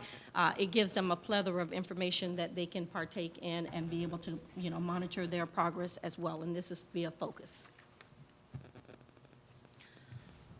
Our current practice has been that students are monitored and supported towards their graduation goals. This has not always been consistent. I've had conversations with our principals as well as our school counselors, graduation coaches. In the past, our school counselors have met with all seniors in the fall and spring, and then they've provided continuous support throughout the year. Graduation coaches, they have a list of all the students who are not on track to graduate, and they're meeting bi-monthly with all seniors to ensure that they're successful with graduation. The new practice moving forward is that we don't want to start in 11th and 12th grade. We want to make sure in 9th grade that we're monitoring students to ensure students are successful, and we put a plan in place, and I'm going to go over that in a few minutes. First, we have the principal role outlined because it's very important that the principal is a part of this practice and leading this work in collaboration with those who are responsible for it. School team collaboration to ensure student success, so we want to make sure they're working as a team to make this happen because it can't be done just by a school counselor. We want to make sure that our schools are sharing the same information at the same time, and it was so ironic. Last week we were on a call with all the 2 high schools, and one director knew something that another director did not know. And so what we're going to do is make sure that we're having these monthly meetings so they can collaborate and make sure that they know there are different reports that they found out that were available that can make their lives easier. So we're going to continue to do that as well. And then with our counselor lead, where our counselor lead is now going to be facilitating these quarterly monitoring meetings with district staff, which will include myself, Dr. McMahon, and he's already meeting with the graduation coaches and school counselors monthly about the graduation, but this is also, we're going to tie in Mr. Brown, who's our AIM advocate. He's been meeting with all the high school principals. Ms. Ainge, our school counselor lead, has been going with him, and they go and they look at the students. They've identified students on the early warning system list, and they have a list, and they go in and they meet with the principal, the school team, and ask what supports are in place for this student, and then he's monitoring that to ensure that certain students who are really off track, I mean, they have several, they're just not missing one thing, they're missing several to ensure that they're successful and ready to graduate. That is something new that we haven't done, and the principals have found this to be beneficial because there's a plan for success for this kid, and every month Mr. Brown and Mrs. Ainge is going to meet with all secondaries, not just at the high school, but at the middle school level as well, to ensure that students, we're preparing them not just at the high school level, but ensuring success at the middle school level as well. So with this, moving forward, our new practice is to make sure that we are pulling reports. We're starting in January because this is where we're at, and we're making sure that it's done consistently within both high schools. January, they're going to conduct records review and alter school student schedules if they're missing credits, if they're not on track to graduate for specific areas. The principal is now going to be involved in that process. Our school counselors and graduation coaches will be providing the list to the principals on the 5th week the middle of the 9 weeks. And that list will contain the teachers, et cetera, who those students are, those courses that they're failing. And the principal will be meeting with the teachers as well to collaborate to see how we can ensure that these kids, what's going on? Why are these kids, so many kids are, failing the class? And then from there, this will be a continuous cycle of collaboration. It just will not occur, as you can see, again in April. This process, we will have letters going home to parents and guardians of students who still need, they're missing credits, course recovery, all of those things that we're going to make sure that those kids are on track for graduation. So it's not going to be a one-time thing. It's going to be a continuous thing, and it's going to start 9th through 12th grade. As you can see on the right-hand side of the screen, it says 9th through 12th grade. We're not starting in 11th and 12th, and that's been one of our big ahas, is to make sure that we're monitoring at the end of the 9th grade semester to make sure that we're putting those kids in the right courses, making sure credit recovery is available for those kids, and that it's consistent at both schools, and we're doing it at the same time. So one school is not saying it's happening at Vero Beach, but it's not happening at Sebastian, or vice versa. We're meeting and making sure and monitoring this. And who's going to lead this work is going to be our district lead school counselor, will oversee to make sure that this is happening on our school campuses, as well as quarterly. They will be having a meeting with, teams meeting with the district team to make sure that this is happening at the course, at the end of the quarter. We were also asked about community resources. Currently, we have Crossover Mission, who's done a lot with our secondary schools. They've done some tutoring, offered tutoring on campus, as well as kids can have access to go to tutoring on their campus as well. And then the collaboration we've had with Boys and Girls Club, and that's elementary, middle, and high school, that students, we have transportation to take them to the Boys and Girls Club to partake in these opportunities. So at this time, are there any questions? Just kind of summarize all of that, which was a lot of information, but it was a big ask. That's why I kind of started with acknowledging the volume of work that the staff has done in a very, very short amount of time.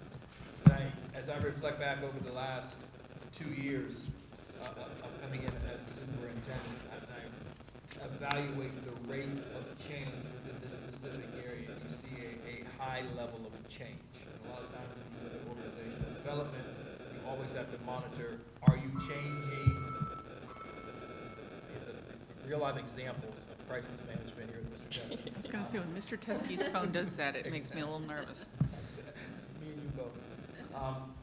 You evaluate the rate of change, making sure that the organizational behaviors that you're changing aren't in fact putting an overabundance of strain on the organization. We have Aspire, we have AIM, we have the elementary counselors that were not in place prior to my arrival. You have the PATH program. You have a critical eye on what we're doing in terms of consequences for student behaviors that are now in place through Mr. Meyer's office.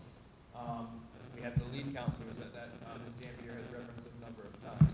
And I don't know if it's... I saw you coming. And I don't know if it's because I was a counselor myself or I oversaw student services and mental health in Miami, but it was a priority to get these systems and structures in place. So by no means are we anywhere close to being done. I think we have really established that this is a non-negotiable in terms of educating the whole child. It is a non-negotiable in terms of educating the whole child. And if we are to ensure that our students are graduating, which is how this presentation began by Ms. Dampier, and ready to meet the demands of the 21st century, we need to ensure that they can problem solve, that they have the grit, they have the determination, they can communicate in order to be successful. This is part of education in today's world, and it is comprehensive and it is complex. So the volume of work, I'm proud of the volume of work, and I think where we are at this point with everything that we have done really is to step back and evaluate just as we did with the student data. So we began today talking about reflecting on the impact of instruction, really looking at, we have AIM, we have Aspire. Are we seeing long-term positive impacts on the lives of children as a result of these particular programs. And that really is the district review, the feedback from principals in terms of implementation to shift or modify, enhance ultimately the level or quality of support. So glad this is a item that was brought by Dr. Schiff. Thrilled that this is a topic of conversation.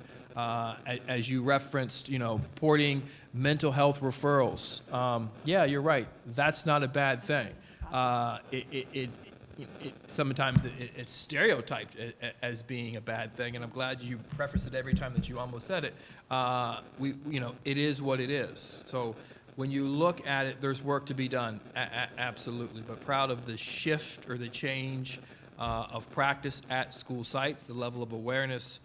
Looking forward to receiving feedback and then reporting in future meetings regarding the continued progress in terms of our effort around this work. Thank you, Madam Chair. Okay. I just noticed the time and thinking that we started at noon. I see a couple of you took breaks. Are we good to keep going after this? Do you want to take a break? Okay. Good? Okay. Thank you. All right. Dr. Schiff, since this was your item to bring forward, would you like to speak first? Yes and no. So thank you for putting this together. As Dr. Moore mentioned, I know this is a fair amount to pull together, and because of when it happened, a relatively short amount of actual work time and work days. In looking at this, in characterizing school safety and mental health, what's clear is that there are, if you will, hard and soft safety issues, right? There's hard issues like Mr. Teskey talks about. And then there's soft issues like mental health and student awareness and all of that. My goal in focusing on this is to ensure that we're doing both and that they're part of an overall comprehensive approach to how we understand the well-being of students in our district. I also, please remind me when I forget this, I want to switch my language from mental health to mental wellness, because I think we do a disservice when we don't do that.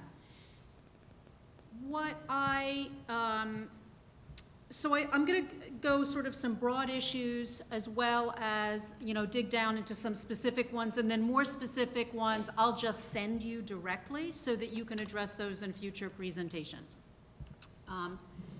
Broadly speaking, what for me would be most helpful, and I'll dig into how I would find this helpful, or the specific ways of doing this. What I would find most helpful, and we talked about this a little bit prior to this meeting, is to understand the interventions that we're taking, or the strategies that we're taking, specifically around mental health and mental wellness and its relationship to school safety. But what I want to understand is less yes, there are the programs we're providing, there's the trainings that we're doing, but what I want to understand is the outcomes that we're producing. And so what would be really helpful for me from this would be to see the analysis. What I want to see is the analysis of if we are, this is a random, if we are creating Aspire as our version of ISS, what exactly are we doing, for whom, and what outcomes is it producing so that we know it's working? Or if it's not, so that we can readjust our resources and our support in order to produce more successful outcomes. That's my goal in this. And so when we come back, those are the kinds of things. And I, referencing the earlier presentation by Dr. McMahon, as Dr. Moore said, I asked Dr. McMahon the same question. The data in and of itself is less useful outside of the context of how we analyze it and understand it. So, for example, specifically to Dr. Lewis's point, that when we see increasing mental health referrals, that may be a good thing because there's less of a stigma or people are more willing to see help. Well, we don't know that until we dig in, right? We don't know if this is a good thing because more people are seeking help, or if it's indicating that there's a much more serious level of problem out there. When we see this year more than double the mental health referrals in half the year, we don't know if that's because more people are seeking services which we might classify as a good thing, or because we're seeing a degree and a level of problem that we have not seen before, and we're not yet equipped to deal with. Those are the kinds of things I want to understand in these presentations. So, and when they come back, I'll give more details of the kinds of things. Those are the things that would be helpful for me to understand moving forward. Are we using our resources as productively to produce the best outcomes so that in a time which we know mid-pandemic, post, we don't know where we are, right? I wish we did. I keep wanting to say post-pandemic, and we're not. We want to avert problems before they happen. What we're seeing in the news, what we're seeing in other districts, is that children's mental health, mental wellness is declining. And I want to be the district that gets that right. I want to be the district that anticipates and provides services and crafts our resources so that we avoid the kinds of problems that we see in other districts, the least of which, not the least, but some of which is students simply not showing up or having problems completing their work, all the way on a continuum to school violence. And that's what I'm trying to get at in these requests. So that said, to Mr. Teskey's work, repeating the information that we got in 2018 from, I'm blanking on their name right now.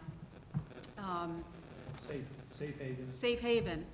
What I'd be interested in knowing, we're in a different world right now. So how does that information translate to where we are now, 3 years later, a quarter, a third, half, or fully through a global pandemic? Those things may not be exactly the same. So how do we analyze those to find out?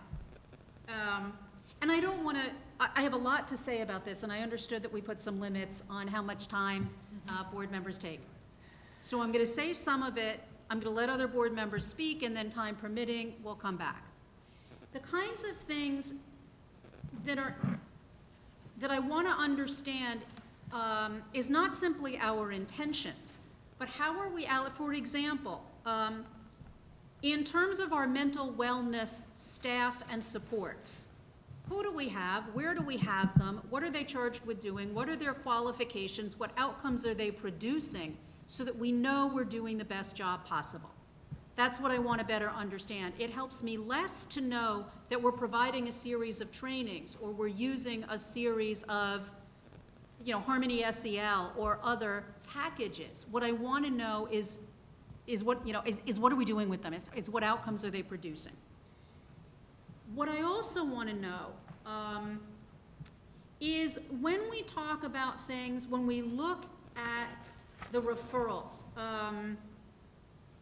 and I want to go back, we looked at the mental health referrals and we looked at the proportion that was Baker acted, right? What would be helpful to know moving forward is not simply the percentage, but the percentage of the population, right? If you simply tell me that 47% of white students in 2019-20, 21% of black students, and 27% of Hispanic students in that year were referred for mental health, what that doesn't tell me is the proportionality, right? How is that related? So we can, as a straight percentage, it's a higher percentage of white students, but as a percentage or a proportion of the population, we're seeing more black and Hispanic students, right? Do you follow what I mean? Mm-hmm. And this goes on over time in each of those. What we see also in those reports, when I want to see some analysis, is that while the percentage of white students stays relatively the same, the percentage of black students on mental health referrals is increasing. But the proportion of the population is relatively, at least the data that we have publicized is about 17%, and it's consistently higher than the 17% of our population. I tried to dig down in some of them to school level demographics, but we don't have that data publicly facing, and I didn't have time to dig deeper. So those are the kinds of things that would be really helpful to know. I'd like to better understand caseloads for our school psychologists, our school counselors, our mental health supports. When I see on one of the slides, it's back here, when I see that we have 6 mental health specialists and school social workers, and then I see the list of the services provided, that's a lot. It's a lot for 6 mental health specialists and school social workers on top of the roughly 15,000 kids that they're charged with serving and providing services to. So I want to better understand, how are we doing that? What are they doing?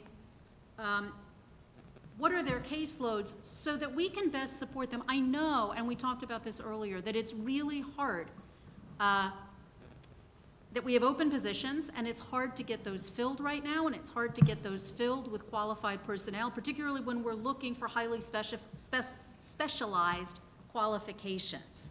So I know that's difficult, but there is a tremendous burden right now on our school psychologists, our mental health specialists, all of them. And again, this is not to critique the work that we're doing. It's to understand in advance how we can best create an umbrella and a comprehensive set of services so that we avoid future problems, right? So that we mitigate them. So I'm going to stop here for a minute, and I'll send more specific requests to you and Dr. Moore directly.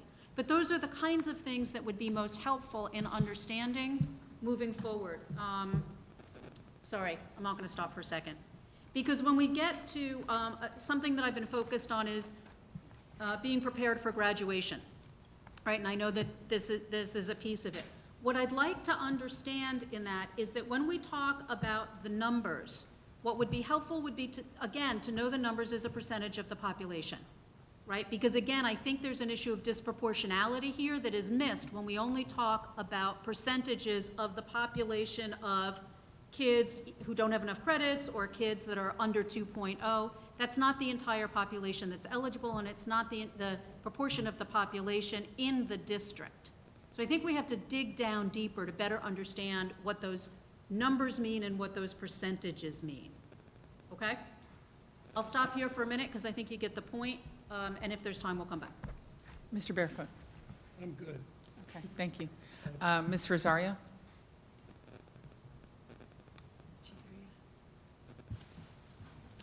Yeah, thank you. I have, this was a lot. There was a time when PBIS was first introduced to the schools that the portion of social and emotional learning that was required was included within the PBIS model.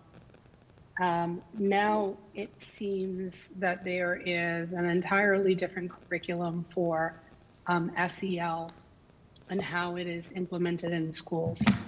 I have the statutes that include social and emotional learning and all of the requirements for mental health.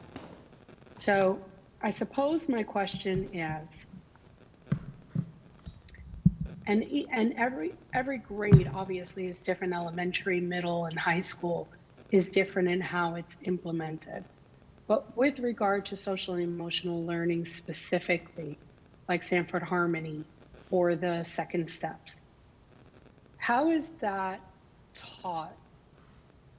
It's supposed to be, the way that I understand it, it is supposed to be embedded within the health curriculum or within the health program, not within every class. So if there could be a little bit of clarity behind this, I'd appreciate it. So let me talk about PBIS, and then Pam will kind of jump through the health standards. And you are correct. There are statutes that define the those characters under health that we teach, and Pam will go into that. Positive behavior support is not that. Positive behavior support is moving to a school-wide opportunity to encourage students and reward students for displaying positive behaviors. So rewarding students for doing positive things versus having negative consequences for doing negative things. So those are school-wide opportunities to help, positive behavior support. It is not a behavior modification program, it's a behavior support, encouraging students to do things that are positive, flipping the script. In a typical old-school environment, you only saw the counselor or the administrator when you did things that are negative. So that is a school-wide structure that is in place to create a positive culture and reward students for those positive behaviors. Now, the characteristics that are required under the health curriculum, which would be citizenship, respect, responsibility, kindness, those kinds of things are embedded into very specific curriculum through health, which I believe is 5 hours, correct? No. Nope, and that's why I'm going to turn it over to Ms. Dampier right now. As Governor DeSantis updated the standards, different standards for civics as well as character ed on July of 2021. And he was very specific in what should be taught. We have a statute that says specifically what should be taught in elementary, middle, and high school. And we've been working collaboratively with our CNI department to make sure that that's being done, and not to overburden the teachers. We want to try to embed it into what they're currently doing, and when that will be taught, and what that will look like. Previously, character ed was character counts. You could do character counts, and as a school, you could be specific about the character teaching that. Now, since there are standards and it's embedded, it is required. So we're making sure that that is going to be in our pacing guides moving forward, as well as a time for when it should be taught throughout the school year and throughout the school day. So that is being done. Mrs. Besor is working on that with her team to make sure it's done at a specific time of the day, that it's not just haphazardly, because this is a requirement and an expectation. Like Dr. Moore said, Sanford Harmony, that's building community, classroom community in the classroom. A lot of times the teachers take a brain break just for the kids to get to know one another, to build that sense of community and belonging in the classroom. And it's just questions that are led, there's question stems that may, have the kids, what's their favorite color, why not, to build that relationship with one another in the classroom.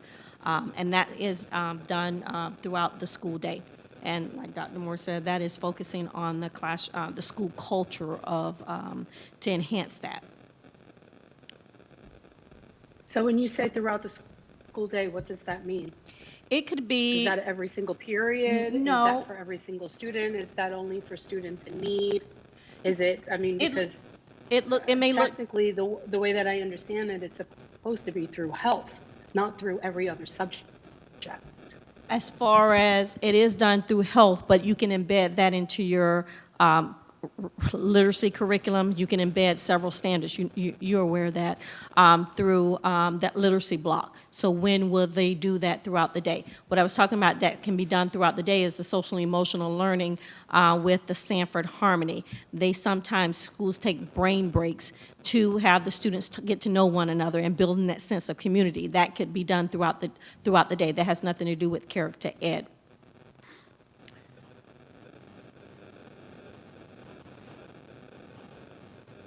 And what about the middle and the high school? Middle and the high school, the same thing. We met last week as a team to see when that could be done, especially in our high schools and our middle schools, because some of the standards are specific to our resume writing, leadership skills. So some of those can be embedded into, again, the ELA block and be taught through that. And Mrs. Besor is putting together a plan of when that will be taught and where, because it can't just be, because every kid does not have all courses in high school. So trying to find that course that they do have, and a possibility is that they participate in a module where it's required in a particular time throughout the day. So those were some options that we talked about last week at our meeting. So it is a requirement, and we are implementing and making sure that it's done. And it could be where it's a week throughout the month of May. It doesn't say how long, it just says that these things must be taught. So it could be doing within a week to make sure our high school students have access to it. Yeah, it's interesting because the statute, you're right, it doesn't indicate how long or how much.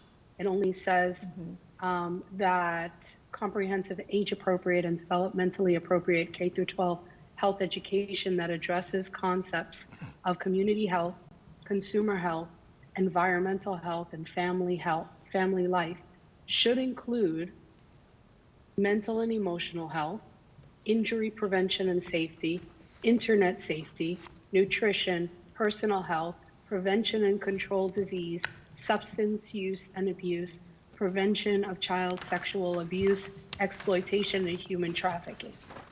And then, of course, it continues on to what that looks like with regard to the health education curriculum for the grades 6 through 12.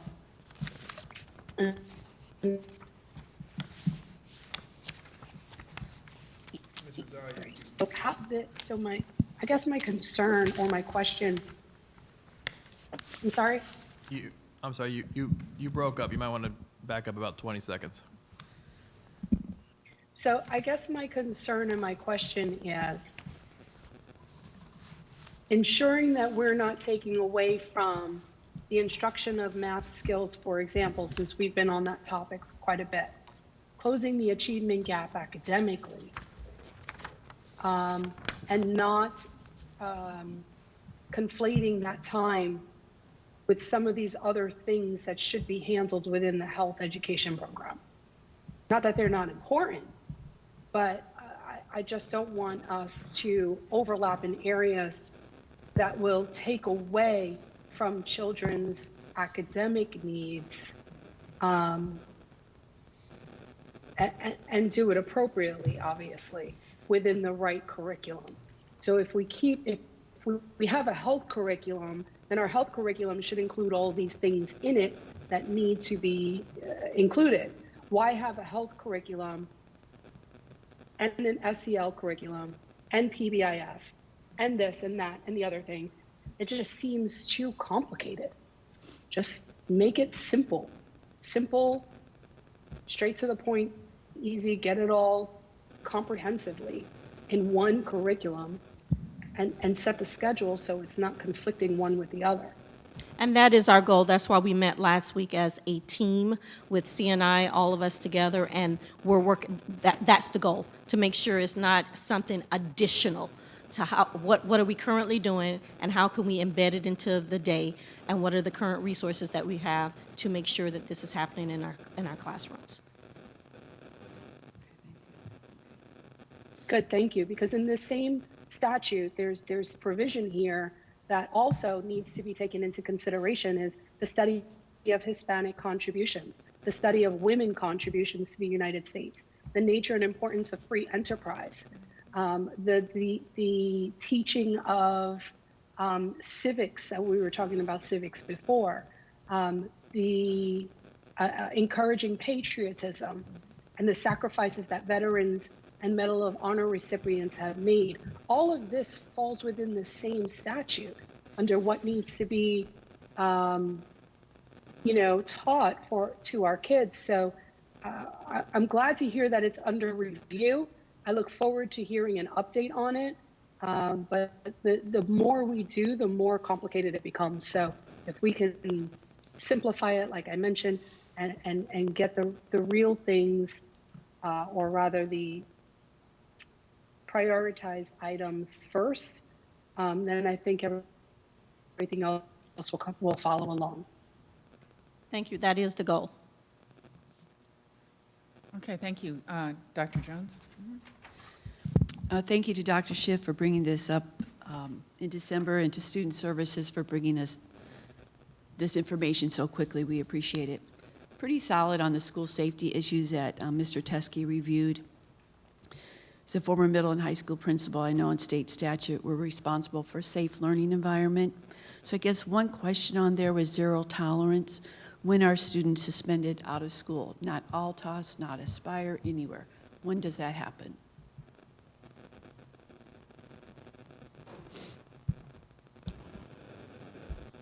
Through the chair, depending on the event or the activity, suspension is something that's never going to completely go absolutely all the way.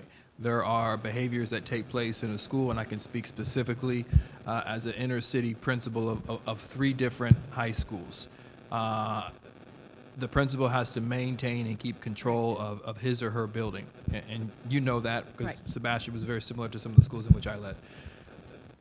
Those kinds of behaviors, you will look at the code of conduct, you know, the practice that we wanted to put in place that I know that we have curtailed was a behavior leading to outdoor suspension in which that wasn't the appropriate response.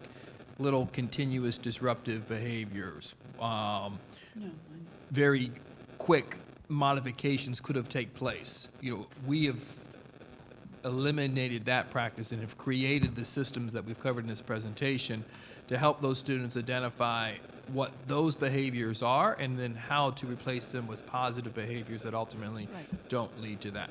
But when you're disrupting the function of a school, if you have a weapon, that assessor data that we were talking about, there's no intervention when you're conducting illegal acts in a school. It's going to lead to possibly arrest, although arrests are down. Suspensions will still be there, and those still took place, unfortunately. And when I look at the mental health component, I was not surprised with the 6th and 9th grade as a former middle school and high school principal. Those years were the struggling years for the most part. And I also believe that mental health referrals are positive, you know, for our students, working with our parents, working with our teachers if there's a concern. So I see that as a positive. We talk a lot about climate and culture and then leading to student success. And all those components are really, really good, especially the early warning indicators. I mean, I didn't have this kind of data. I was starting to get there a little bit, but those are crucial. And man, we were down to that last minute on credit recovery for our seniors, you know, and making sure at that time it was FCAT and PERT and algebra ELC or whatever it is now. But you know, I look at social and emotional learning, it always comes back. I was doing it as a teacher when I didn't even know I was doing it. There's a welcoming classroom, you can ask questions, there's no bullying. I mean, all that's there. I've said it 100 times, the art and science of teaching. And any great teacher knows this. You better know your content today, the science of teaching, because they can look it up on the phone in 2 seconds. I was lucky, I had to go to the library and look it up. You know, they can tell you you're wrong in 2 seconds. But that art, that relationship that you establish in the classroom, in the hallway, as an administrator, in the cafeteria, as a bus driver, that is how you create and sustain your safe climates. Now, will you have an issue here and there? Yes, you will.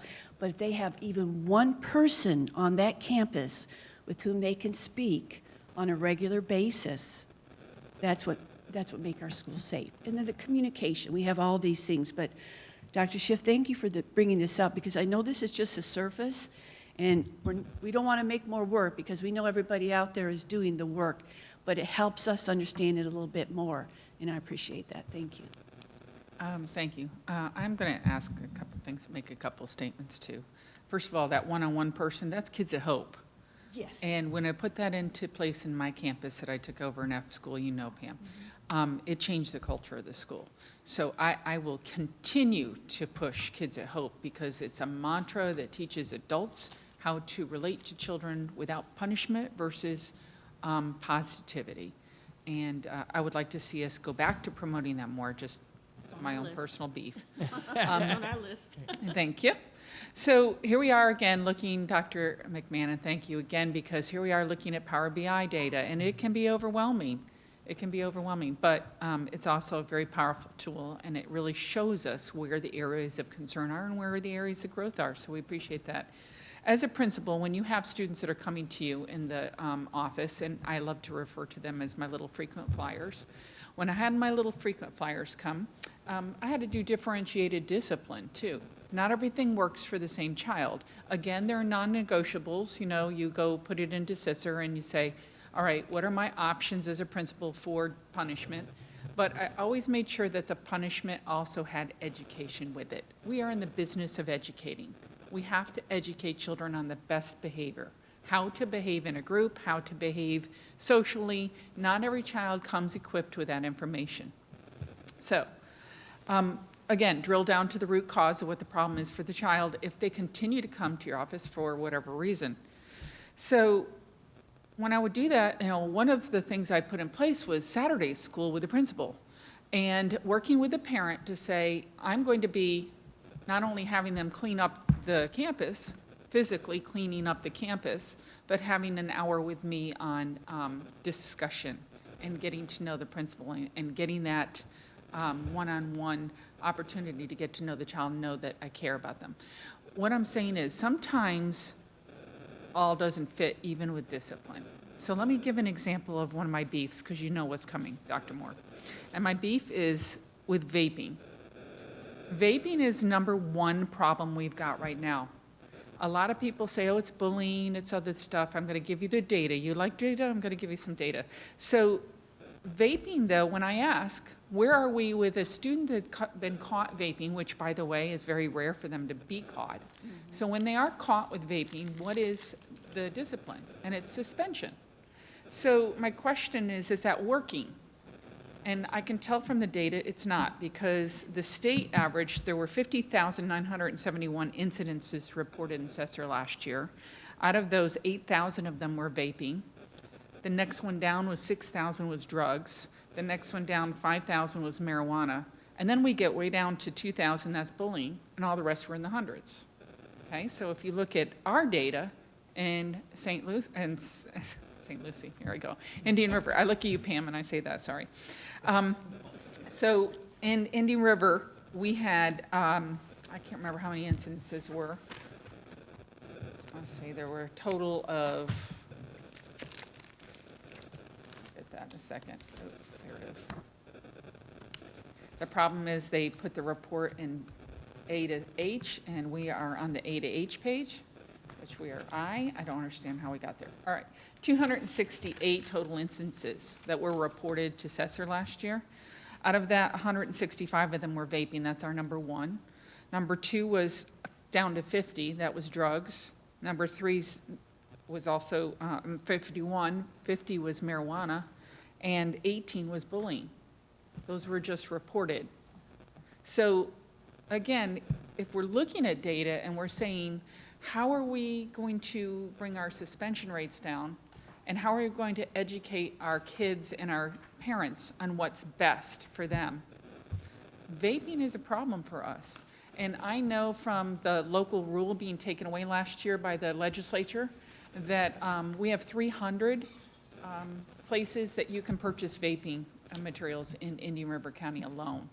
And out of those 300, they can now put all these beautiful colors and all these wonderful flavors next to toys and bubble gum. I just found out about that. Yes, ma'am. So it's a big concern of mine. I just had a group come and speak to the local Treasure Coast Council of Local Governments, and all their jaws dropped, because I don't think people realize what a big, huge issue this is. And I am only harping on one issue, I realize that. But I'm going to tell you, I see EverFi was one of the things where you're getting lessons from. Do they have vaping lessons? Or can we use either those or set up a counseling session so when a child is caught vaping, I think we need to involve the parents, because I think parents are not aware of how dangerous vaping is. Did you know that one vaping little pod has 20 cigarettes in it? And these kids are consuming 20 cigarettes a day of nicotine. That's huge. And I don't think parents realize the nicotine that's in there, plus all the other dangerous chemicals, as somebody pointed out to me today, that we're not even discussing that are in there and doing harm to their bodies. It's a huge epidemic. So could we look at maybe changing from suspension automatically of vaping, just one area that we can look at, to educating and involving a parent? The parent has to come to school, sit with the child, look at something on vaping, and have a discussion about it. Something like that.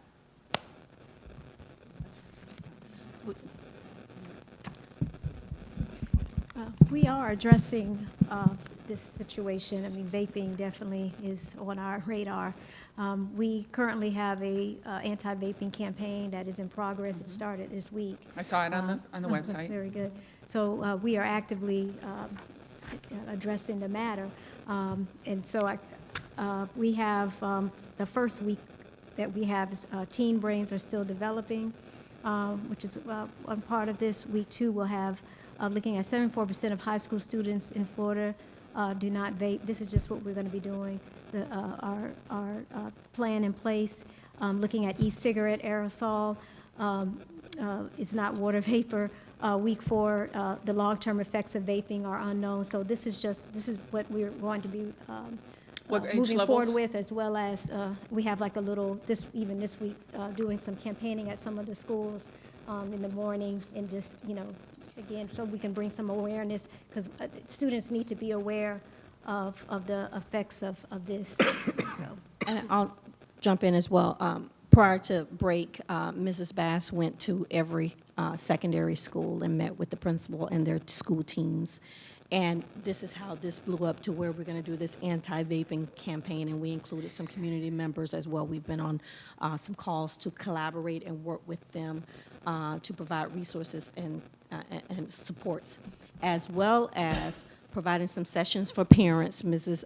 Bass is going to be sending that information out, as well of different modules students can participate in, looking at some other resources that we can have on campus. So it's educating them not just after school, but during lunchtime and some of these other opportunities, as well as showing them videos. They need to see the videos to see how this affects the brain as well as the lungs, et cetera. So this has been on our radar.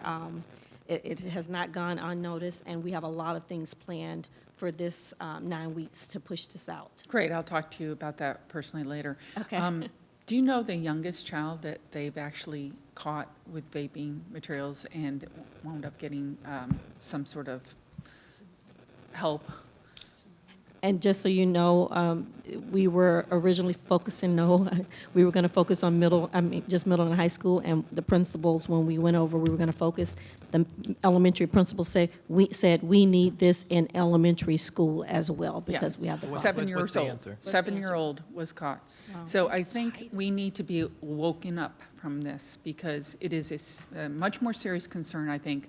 Yeah. When I'm hearing teachers complaining that are AP and IB teachers complaining that kids are vaping by just doing this, they can't smell it, they don't see it, so the teachers aren't catching it, and this is going on all day long.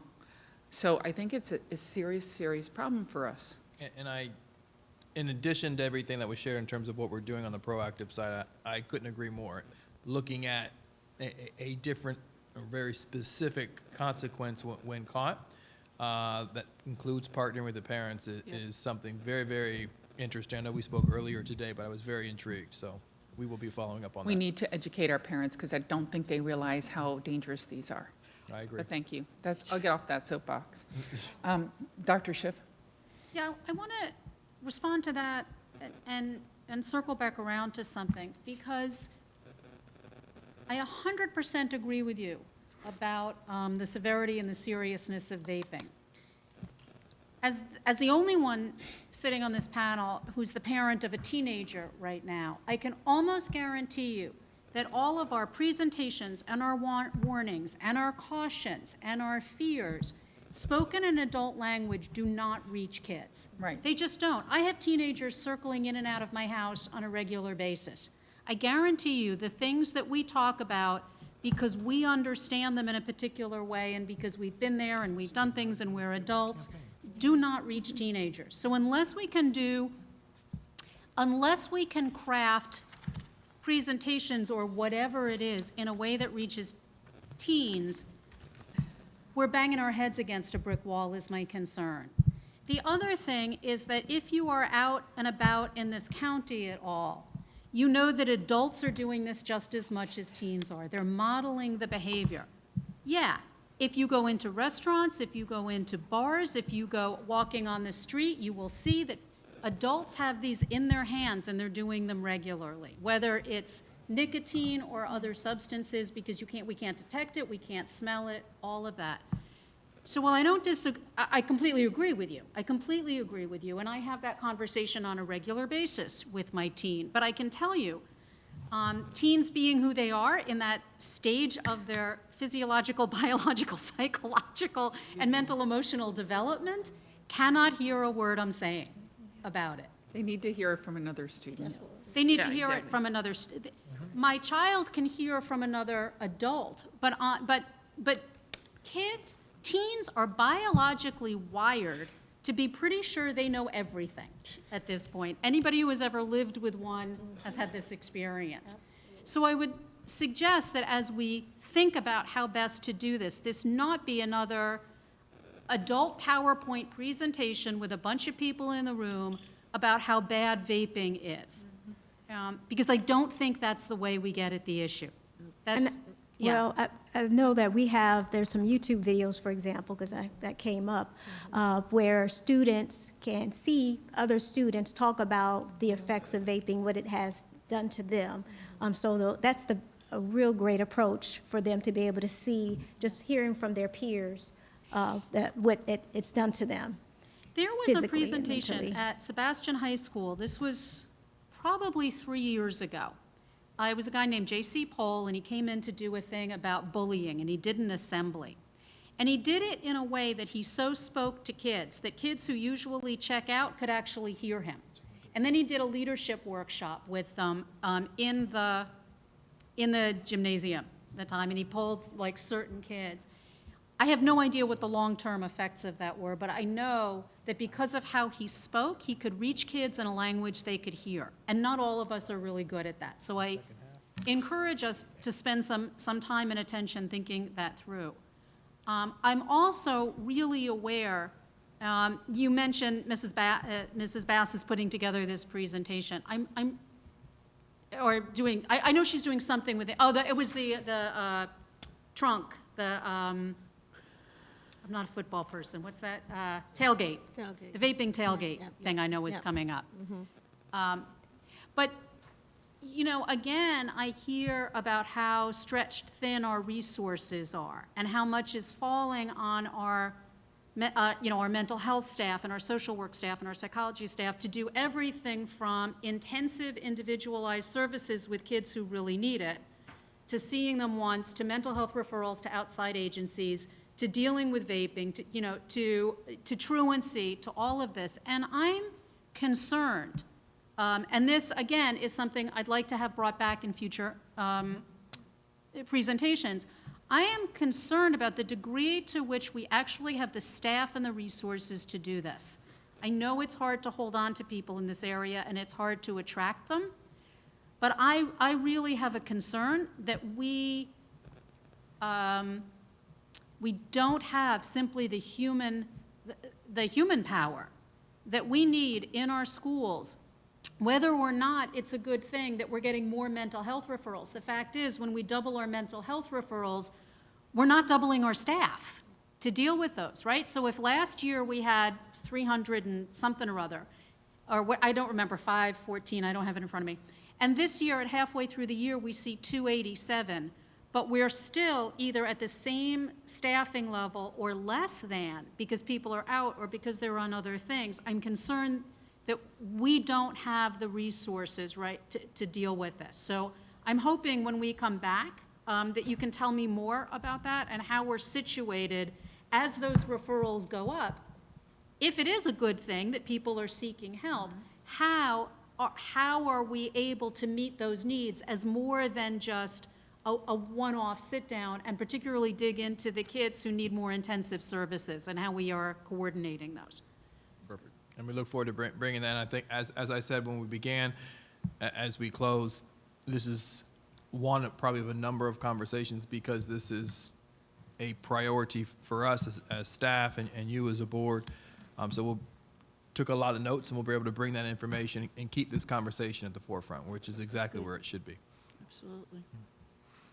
Okay. And then our final items, we will turn it over to Mr. Bass, who has 2 items to present to the board that will not come for approval until January 24th.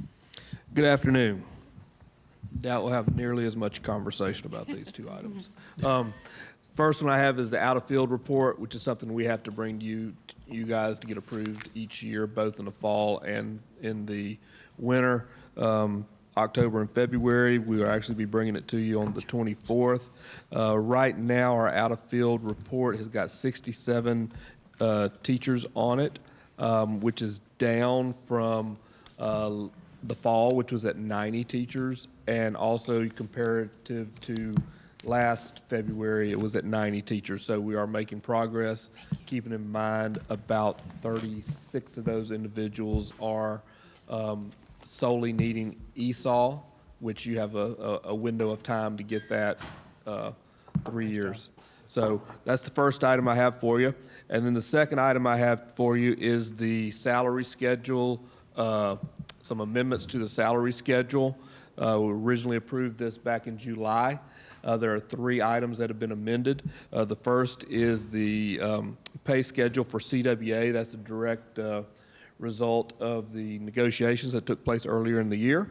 The second items on page 6 and 7, there were mental health specialists, social work positions that we bumped up in pay due to not being able to competitively attract individuals in those fields with our neighboring districts. Also, there's a contract procurement coordinator position that was placed in there. That was something new that I do not believe we have filled, have we? No, we have not, pending, that was the job description that Mr. Fagan briefed the board prior to the break. Yes. So we put it in there in anticipation. And then the last item was the instructional placement salary schedule to make it a little more competitive, again, for attracting teachers coming into the district, those with years of experience. So those are the 3 changes to the salary schedule, and those are my 2 items. Anyone have a comment? Just one thing, I would like to say one word, or I guess it's a term, ESOL. It continues to be an issue. Are we offering enough ESOL classes?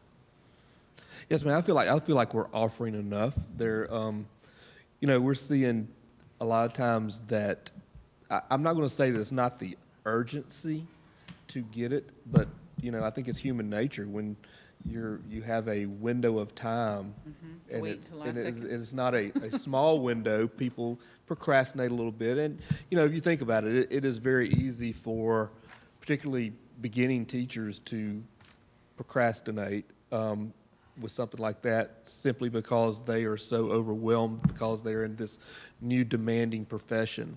I think we're offering enough stuff and offering support, but it's just something we'll just have to continuously work on. And I don't want to mislead, there's been significant work, and I know staff is watching, the level of accountability. And I think what we observed when I first arrived were teachers that had been on the list for forever and a day.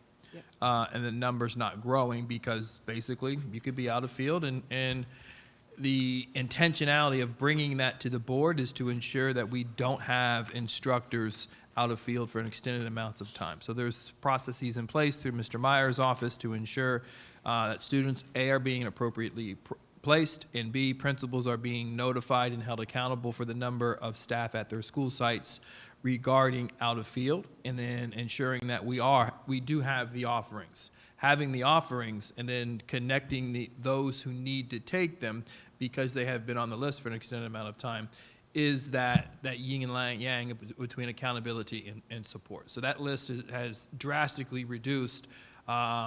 Where we currently are exceeds our strategic plan target for this particular year. Even the report that we published on Monday, even though it doesn't go to the 24th, but over the course of just last week, I think it was 6 names where they completed the coursework, that those names will fall off as well. When you see the item that comes to you on the 24th, it'll be at least six less. So significant work being done, aligned to our strategic plan. So just proud of that effort, and it'll continue to go down. Okay, thank you. All right, unless any board members have any final comments. A couple of things, if I may. I guess when I went into my box and saw this thumb drive, the amount of information on that thumb drive was overwhelming, and It just seems to me that I know it was requested by one of us, but if we have a request like that, I think there's got to be a way to tailor it, because I think I know it put a tremendous amount of work on the back of staff and people to go out and get information. I don't know what in the world. We need information and emails from September through the end of November between everybody and their uncle. But I think frankly, it was inconsiderate. It should have been tailored in a manner that could have been dealt with more easily. That's just a comment. That's my opinion. Number two, as I mentioned the last meeting, Dr. Moore and I were invited to speak at the other night at Quail Valley, and we have another one coming up. And I would tell you, and Dr. Moore was the star of the show, as you can imagine. There were roughly 100 people there. It was supposed to last an hour. It had lasted an hour and 15 minutes, and if it hadn't been for the bar was open and dinner was being served, it might still be going on. And the thing that was most refreshing about it, there were a couple of things. Number one, the whole Q&A was focused on educational outcomes. There was no questions, comments about all the noise, the political conversation that we've had to deal with here about CRT and equity and on and on and on. There was also a suggestion and some conversation about, is there a way, we have a number of 501c3s in the community that focus on children, and a number of services, everything from the homeless to the Boys and Girls Club. Was there a way to get organized, better organized, not the school district, but the community as a whole, so that the strategies of these organizations were better aligned with the school district's strategy?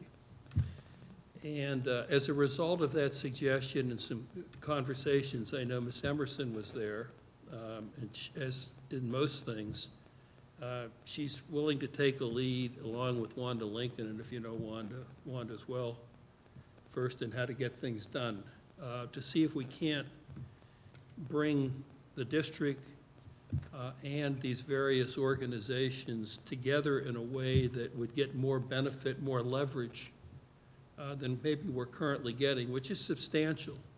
But you just look at, there's so many of these organizations, and they all do good work, but there's probably too many of them. And some consolidation and better coordination, I think, would produce better outcomes. But I wanted you to know that it was refreshing to sit down with a group of people who really were interested. I mean, the number of comments I got over the weekend, and actually I got a phone call on the driving over here today. People were amazed at, one, the challenges that were faced. Yes, progress has been made, as Dr. Moore pointed out, but it's only relative to other parts of Florida. The fact of the matter, there's probably virtually no student in the state of Florida that isn't behind where they would normally have been were it not for the pandemic. And the expectation for these kids when they get to college or vocational school or out in the real world, they're potentially in for a shock. And so I think people recognize that. Certainly Dr. Moore made that point very clear. And it's why a lot of the extra effort put into math, or what we talked a little bit, or Dr. Moore did, about pre-K. We talk about the literacy challenges and the good work being done by Child Care Resources, the Learning Alliance, and all these. There's just so many things that need to be done that ultimately will, I guess, improve the path for these young people as they progress through elementary school and middle school. We've got a lot of work ahead of us, but it was meetings like these that I think the community, and you're talking about, by and large, a group of folks that aren't paying a lot of attention. Public education in Indian River County, most of them, they support their schools, their children's schools, in many cases their grandchildren's schools, but it's financial support. It's easy to write a check. It's not so easy to offer your comments and your support and your advice and your wisdom and your experience. And I think the more opportunities we have to be out in the community and talk, not to the folks that show up here, because these folks aren't going to come here, but they do vote, they do care what's going on, they recognize that education is a real challenge in this country. It's not just here, it's everywhere. And I think a couple of them said you should feel very fortunate you have someone like Dr. Moore at the helm. So I don't want him to get too puffed up over there, but no, I'm not worried about it. But at any rate, it was a very productive evening. I hope we have another one. And any opportunities that any of you with the organizations that you're associated with, and we sort of approach it, the past, the present, and the future. That was the theme, and I talked a little bit about the past, what he inherited, and then where we are now, and then what the hope for the future is. And I thought that it was good, and I thought you all should be aware of that, and any opportunities that you identify where he can get out and tell the story, complemented, supplemented by any of you, would be well worth the time spent. Great, thank you. Any other, since we only meet now one business meeting a month, so I wanted to give board members an opportunity to speak if they wanted to at the end of this. Anybody else? Dr. Jones? I'd like to thank Dr. Moore and our chair for putting together a workshop that, if you look at everything there, it all somehow related to our students. Not always directly, but indirectly. And I was very, very pleased with that. I did want to share, I wasn't able to go to this presentation before Christmas because it conflicted with another event, but I went to Storm Grove, and I think Dr. Moore was there, and Dr. Jacobs, and Bieber was there. And it was the chorus director, and he has started a, if you will, an inclusion ESE chorus class like we did at Sebastian, and it was just absolutely wonderful. They did a little presentation from their holiday presentation, and it was just great seeing the interaction of the teacher with the students and how much fun they were having and learning. And I don't think we'll ever be able to say enough about our graduation rates. Congratulations to kindergarten through 12th grade. I know as a high school principal I'll be going, yay, but I know it took everybody to get us there. And just looking at how we were in the state, and again, everybody had the same analysis this year, and I know we've got work to do, but I was very, very pleased with that. And I'm just very cognizant of staff work, and I appreciate what came into this workshop today, because I think we get a lot of work done here where we can discuss it and be ready when we have to vote. So I appreciate that. Thank you. Dr. Schiff? You know, I don't think in this whole meeting we actually welcomed our new attorney. Yeah. Oh, you got off the Yeah. hook today. I don't thought know about what's that. going on. And so thank you for being here. Thank you for, this was mostly an observational meeting, just the way it turned out, but, you know, don't think they always go this way, but glad you're here. Happy to see you. Thank you for being here. Look forward to working with you. Baptism by fire.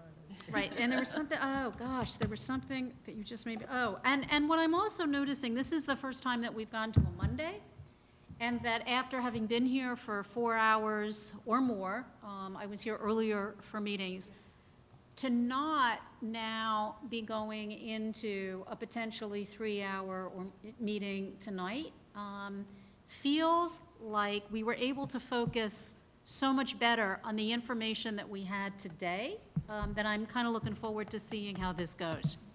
So, yeah, I feel like we still have energy, we are refreshed, we're focused, we're not saving the rest of our energy to go through, you know, the evening or figuring out where we're going to eat. So I think I might be liking this new structure. So thanks for that. Okay, Ms. Rosario, are you good? Yeah, I just wanted to piggyback on that.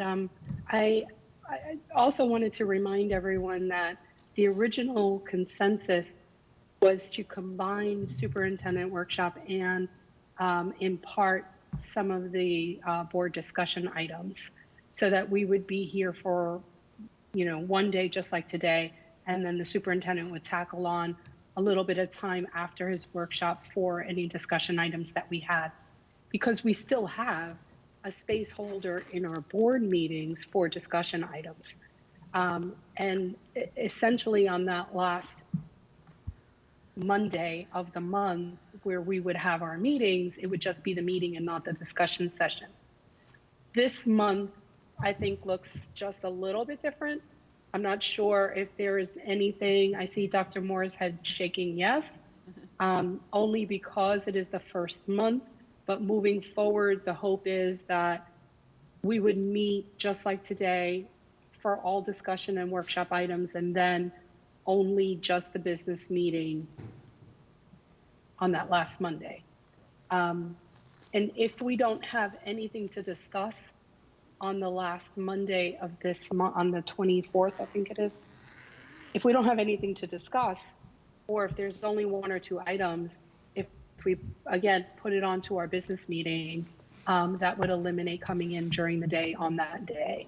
Dr. Moore, would you like to follow up on that? No, that is correct. So at the end of this month, so as I staffed out work in November and December, because we moved to the possible just having one meeting a month on December, the last week in December, I'd already tasked out work. So to not overburden staff and reorganize their work, I kept it the same for them this month. So as we go into next month, we'll follow what was agreed upon at our last board meeting. And Ms. Berenborg and myself will work it out and push out the information in terms of agendas. Okay, and I just like to say Thank welcome. you. And then the last thing, Oh. and then the last thing I just wanted to confirm, if Dr. Moore can confirm, that it is indeed accurate, correct, that the Martin Luther King parade events have been canceled? Through the chair, I have not looked at my email for the last 4 hours, but not that I'm aware of. We're looking forward to having that Monday, but I will check. Oh, I heard it was canceled. I don't think so. Okay, I got, It was announced as such. And then it was, he corrected it. And that was a Oh. mistake, That yeah. was last week. said it was deleted from my calendar, that's why, No, it's just, It was put back on. oh, it was? Yeah, it was. That was a miscommunication. Okay. You'll give us direction where we meet and everything. we'll Okay. do all that. We're working on we're in a good place. We're looking forward to it. Okay, thank you for bringing that up, because I thought it was canceled, so I appreciate that. I'd just like to say welcome. Wait, so what was the response? Because it's hard to hear. Through the chair, it is still on. So the day that we came back, there was an individual communicated to us that it was canceled, but that individual was mistaken. So we pushed back out the invites. It still should be on everyone's calendar to take place Monday. And I'll follow up with additional communication. Okay, so we'll hear more then, right? Yep. Obviously. Absolutely. Okay, so welcome, Ms. Shattuck. We appreciate you being here, and thank you for taking on this task. And I'd like to say a thank you to Peggy Poisel for filling in. I know we're looking forward to having Ms. Esplin back. I know I am, because there's a lot of administration stuff behind the scenes, and I appreciate you filling in and doing your work. And also, you may not know, Sarah Milliman has also been filling in for some of that, so we appreciate that. Just curious, Dr. Jacobs facilitated our board protocol item and did all that. Will we be receiving something in writing that is the final document, or? Oh, you can take. Through the chair, we're going to bring that back before the board, so as we prep for the upcoming meeting on the January 24th, if the time's appropriate, to approve that as an item now. Okay, that's why I wanted to find out if we're going to put that on the agenda. All right, unless anyone has an objection, this meeting is adjourned. It is 4:07.